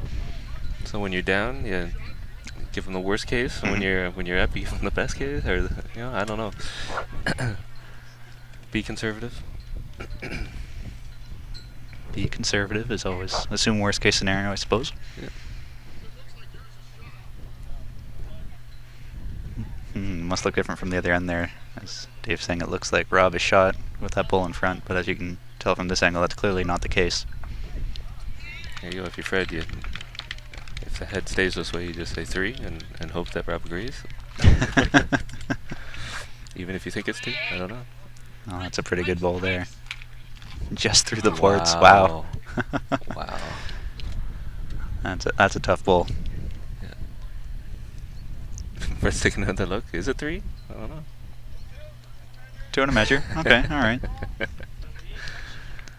There you go. But at this stage in the game, do you think that really matters to Steve, whether he's lying 1 or lying 2, as long as he's lying shot? Yep. No, I think he's just thinking, this is the shot I want to make, and this is what I'm gonna make. And now he might be, could be in Dave's eye there. That might be in his eye. He doesn't seem to mind it. Nuisance bowl, right? Yeah, that's right. Sometimes those bowls, even though you can get around it, they look like giant grapefruits out there. And as I would have expected, now Dave is looking at the other hand. Yeah. Maybe roll Rob's bull over a turn or 2. Yeah.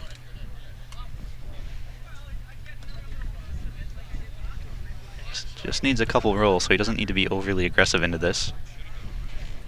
Although they do have the furthest back bulls if he wanted to try to get bull onto jack, but that's a tough shot to make. There's enough separation. I don't know if that would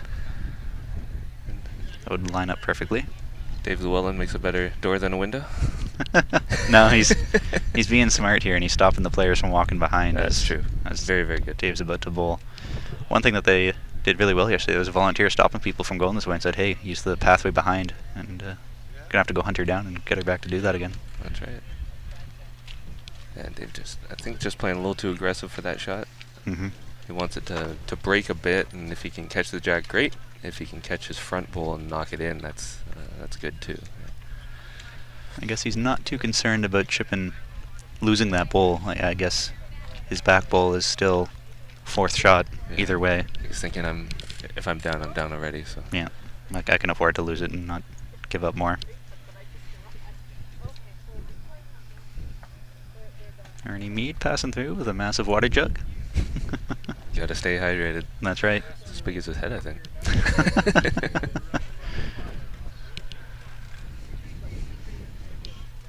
Steve just getting wide here.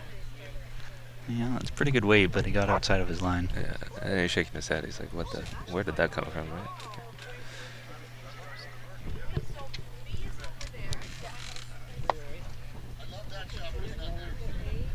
I'm not sure what Dave was looking at there, but we got Baron here, the volunteer. There we go. Ushering people around. There we go. We got the gatekeeper. That's good to have. Yeah, go Good to around, have. please. We got games going on. I think we might need to put up a sign here for the rest of the week to tell people stop trying to cut through behind greens. There's a perfectly good pathway behind us that's That's right. far enough behind the fence that you're not going to be disturbing players. Yeah, and that's part of the etiquette of the game, right? You want to respect people's game, Mm-hmm. don't get in their way, allow them to make the shot and concentrate. So. Well, that almost worked. I don't know if that was enough to Hard chip to it in see for from where shot. we're sitting. I'm going to take a look.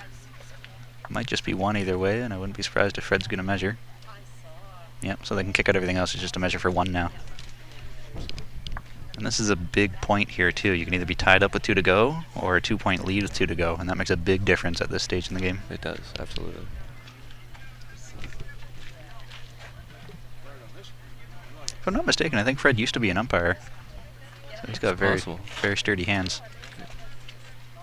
Oh, That's one. We're all tied up. Yeah,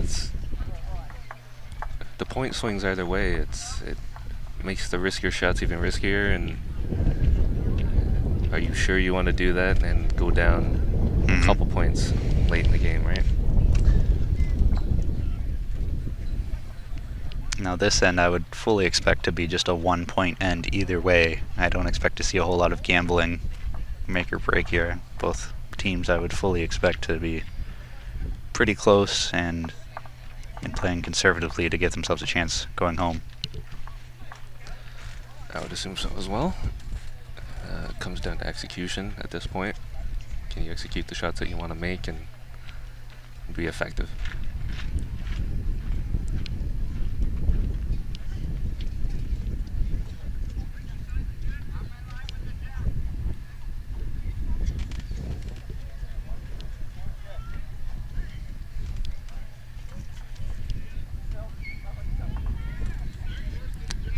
Pretty good opening ball. Mm-hmm.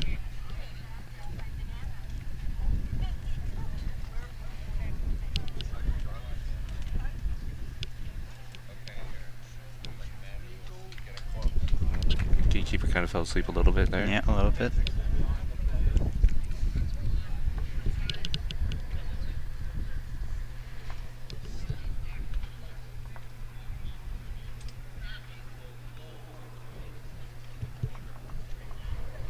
That was a bit of a looser bowl there from Rob.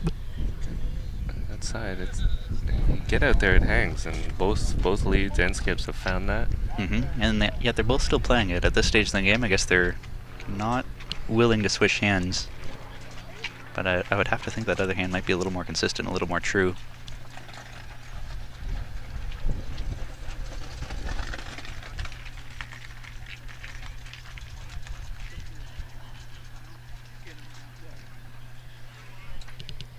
Rob seems to have found a better line here. Mm-hmm. If he's got the weight, that could be shot. That should be number one. Yeah. Yeah, he got the flop in behind. Good guy Dave is rubbing off the chalk that was left over from an earlier end.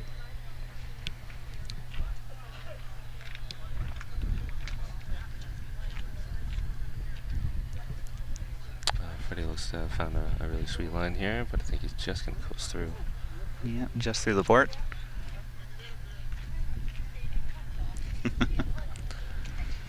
My apologies. Forgot to switch that one. It's not an easy thing to be commentating and switching at the same time. I know Terry struggled with that a little bit when we were streaming the juniors. It's very easy to forget to do. Send your hate mail to @CanadianBowler on Twitter.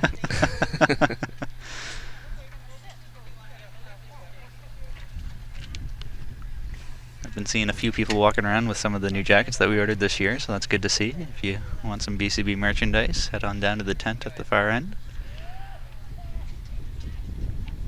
Depending on what we have left over, we might be able to mail you some after the event is done, but I wouldn't hold my breath, as I would hope that it will sell out of everything. Steve indicating that Fred's last shot is shot. Fred's last shot is shot. Guess I should have said last bowl is shot. But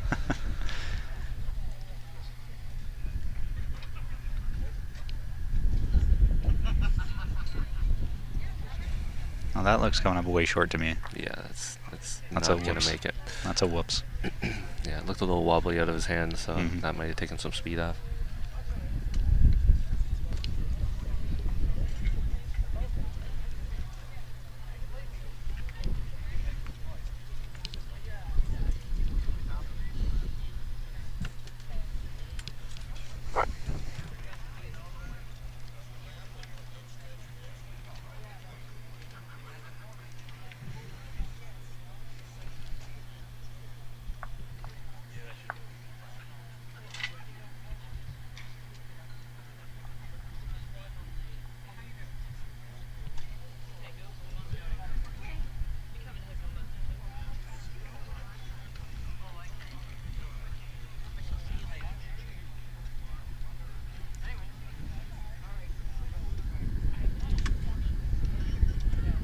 Steve finding that hang on that one as well. Kind of shaking his head. It's like, you know it's there, and you're trying to play it right.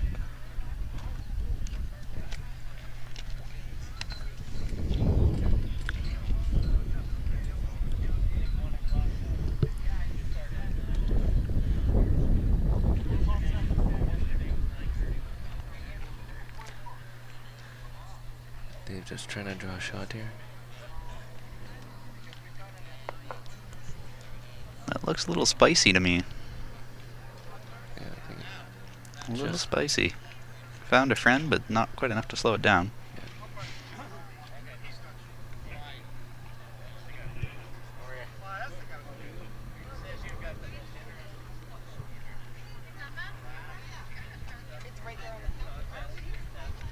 Steve's looking to see if he can draw one in there, and it really hangs out.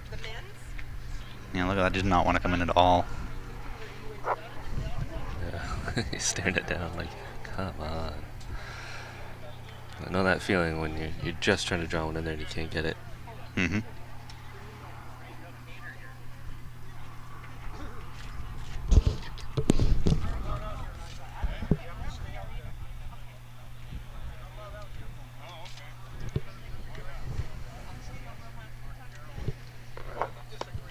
He's coming up well inside there.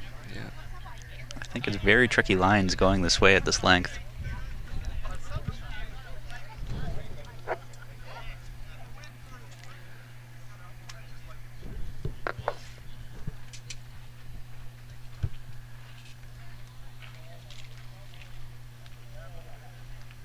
Steve is still trying to find that line, and it's just not wanting to come back in time.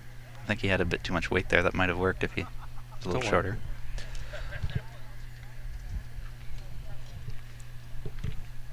Dave has 2 bowls left. Steve has 1.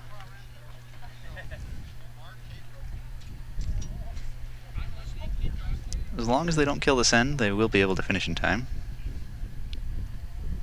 So there's 15 minutes left till warning bell will go off.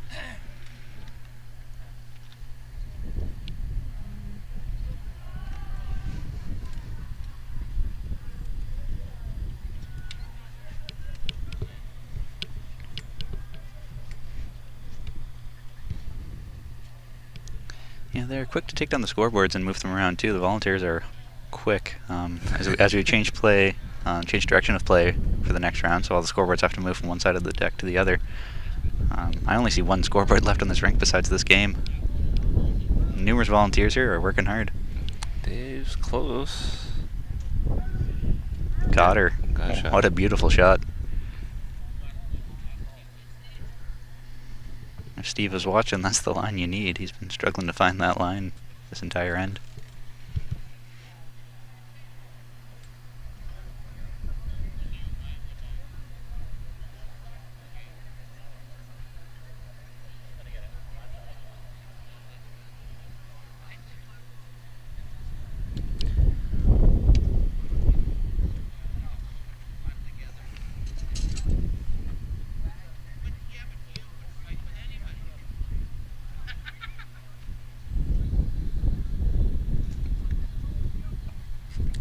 And I think he's a little inside. Gonna need a friendly rub here Yeah.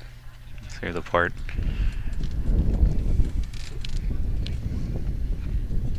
So now this is a crucial shot here for the Steffens. If he can draw in again and get 2 to be up 2 going home, he might even be looking to trail the Jack a little bit for 3 or 4. That's a big opportunity here.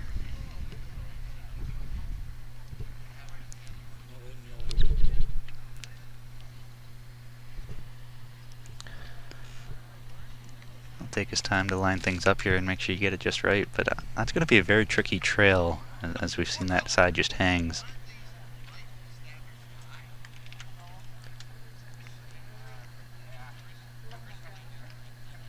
Just hoping to make this 2.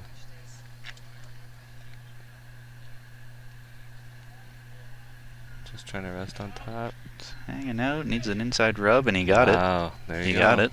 That's 2 for sure.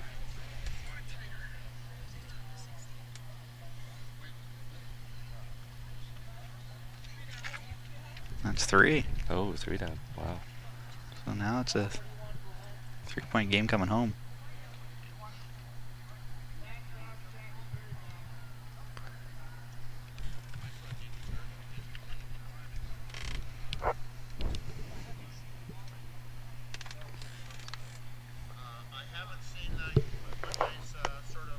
So I think they're really stretching this out here. Yeah, the mat's up just a little bit above the tee. And I think Dave was calling for it all the way at the back here. So that's going to be very tough to kill if Steve needs to.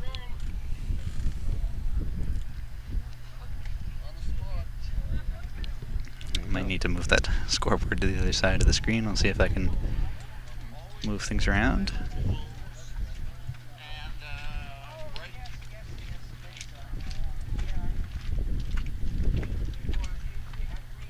Yes. And he was very big into umpiring rules and regulations. I didn't see him around the greens last year at all. No, they See sold if around. There we go. There we go. That works a little bit better. We just have to make sure our umbrella isn't covering up anything. You can just see it there in the bottom. And that is the game. First bowl. Rob just trailed the Jack to the ditch. Wow. I doubt that was intentional, but if it was, holy smokes. Yeah. That seals the deal right there. That is the game. Wow.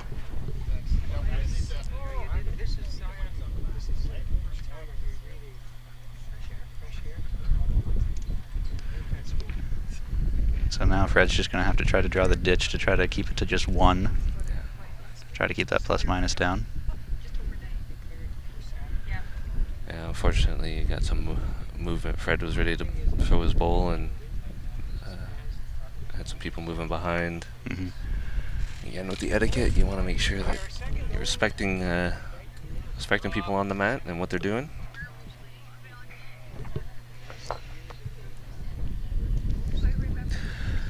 Yeah, for those that know the voice, You probably did hear Lau was behind us.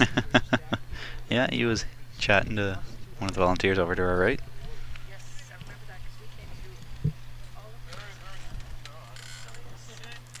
Down and out.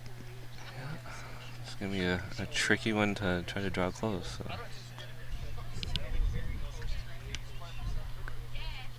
I don't think we're going to really be able to see much of this end. Our umbrella's covering up a fair bit and we can't quite even see the ditch, so unless they stop up short, you're not going to see much, I'm afraid. Well, Fred kept one on the green, you can see that. Yeah, second shot.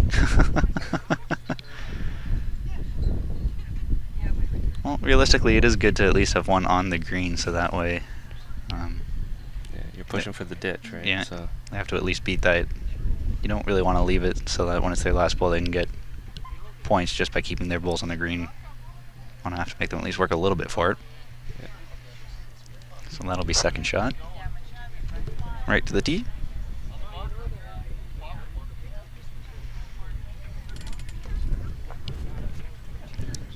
So now just need to beat that to try to cut it down to 1.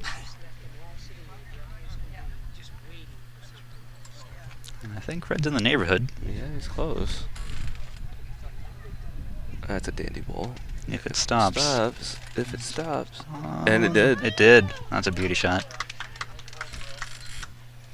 Now I would expect that Rob is probably going to try to maybe push that into the ditch. Maybe drive it off. I'm not sure. But you definitely don't want to leave that there. May leave it to Dave. He might. He might. He's definitely playing extra energy on this one. Oh, wait. It's cutting. That's not bad ball. That's not a bad place. That might actually be a good strategy for Rob to just keep drawing in relatively close and leave that for Dave to drive off.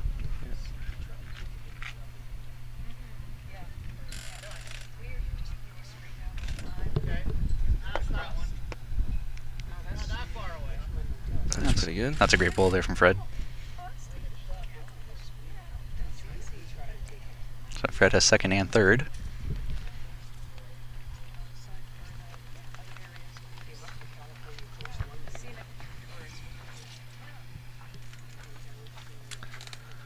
So with a win, that would move Ontario A to 3-0 and Ontario B to 1-2. Mm-hmm.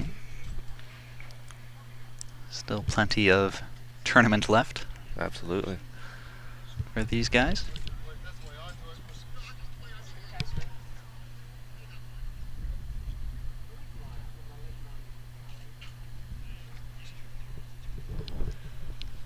So I'm not quite sure what Dave was saying about I'm just going to play onto yours, I think is what he said. Yeah. Give it a roll. He's close to finding Fred's. And just touched it, and they're both sticking around. Wow.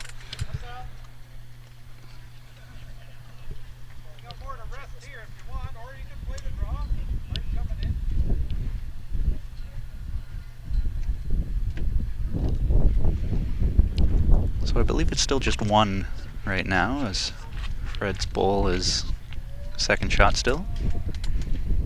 Steve is inside and in the ditch.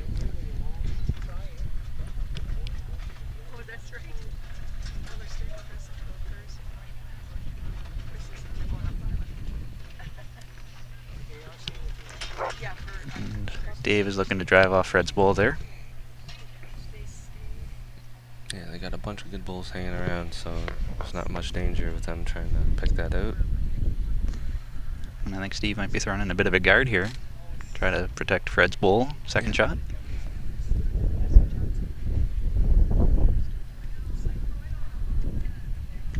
We got 2 games still going on. We got a Quebec and Nova Scotia fours game on the far deck. They picked it out. Sitting 2. Mm-hmm. And I think Steve's going to try to pick it out or draw it off. I think that's a pick it out. Yeah, it's not going to be short. We say that, and yeah, just reaching. Definitely not much of a drive, but only missed it by a couple inches. I think he was looking to push it in and sit, Mm-hmm. which would have been the optimal shot. So Dave is looking to just draw a third, I would think.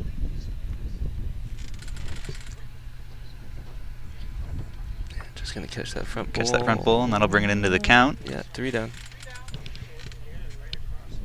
So now that's really going to force Steve to play almost that same shot, push it in and sit. Yeah.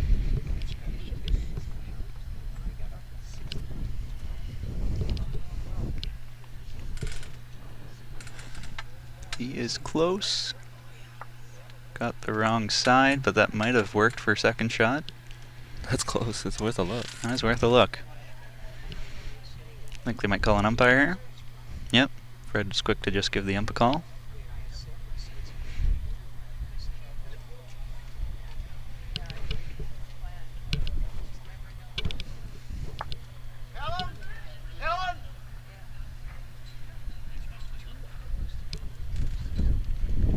And they are shaking hands, as that is the game, regardless of how many points they scored here. It was 1 for Ontario AA and a measure. You see Dave Anderson going on. Gonna shake the hands of everybody. Yep. It's all Ontario.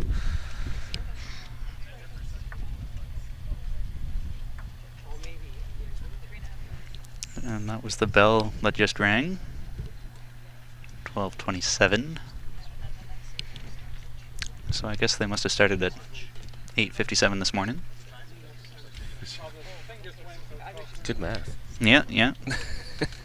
Quick to be able to do 3.5 hours. Yeah.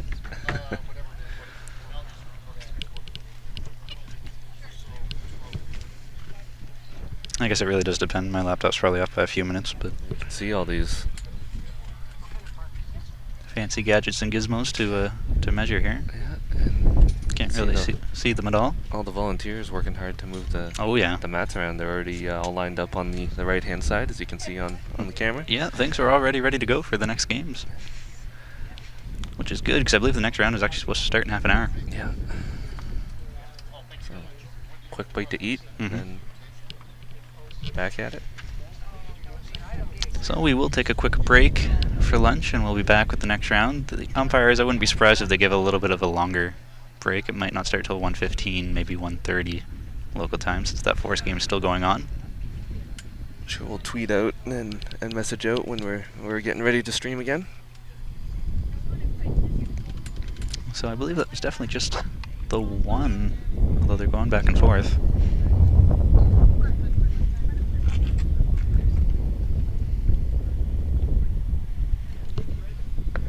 Yeah, so just one.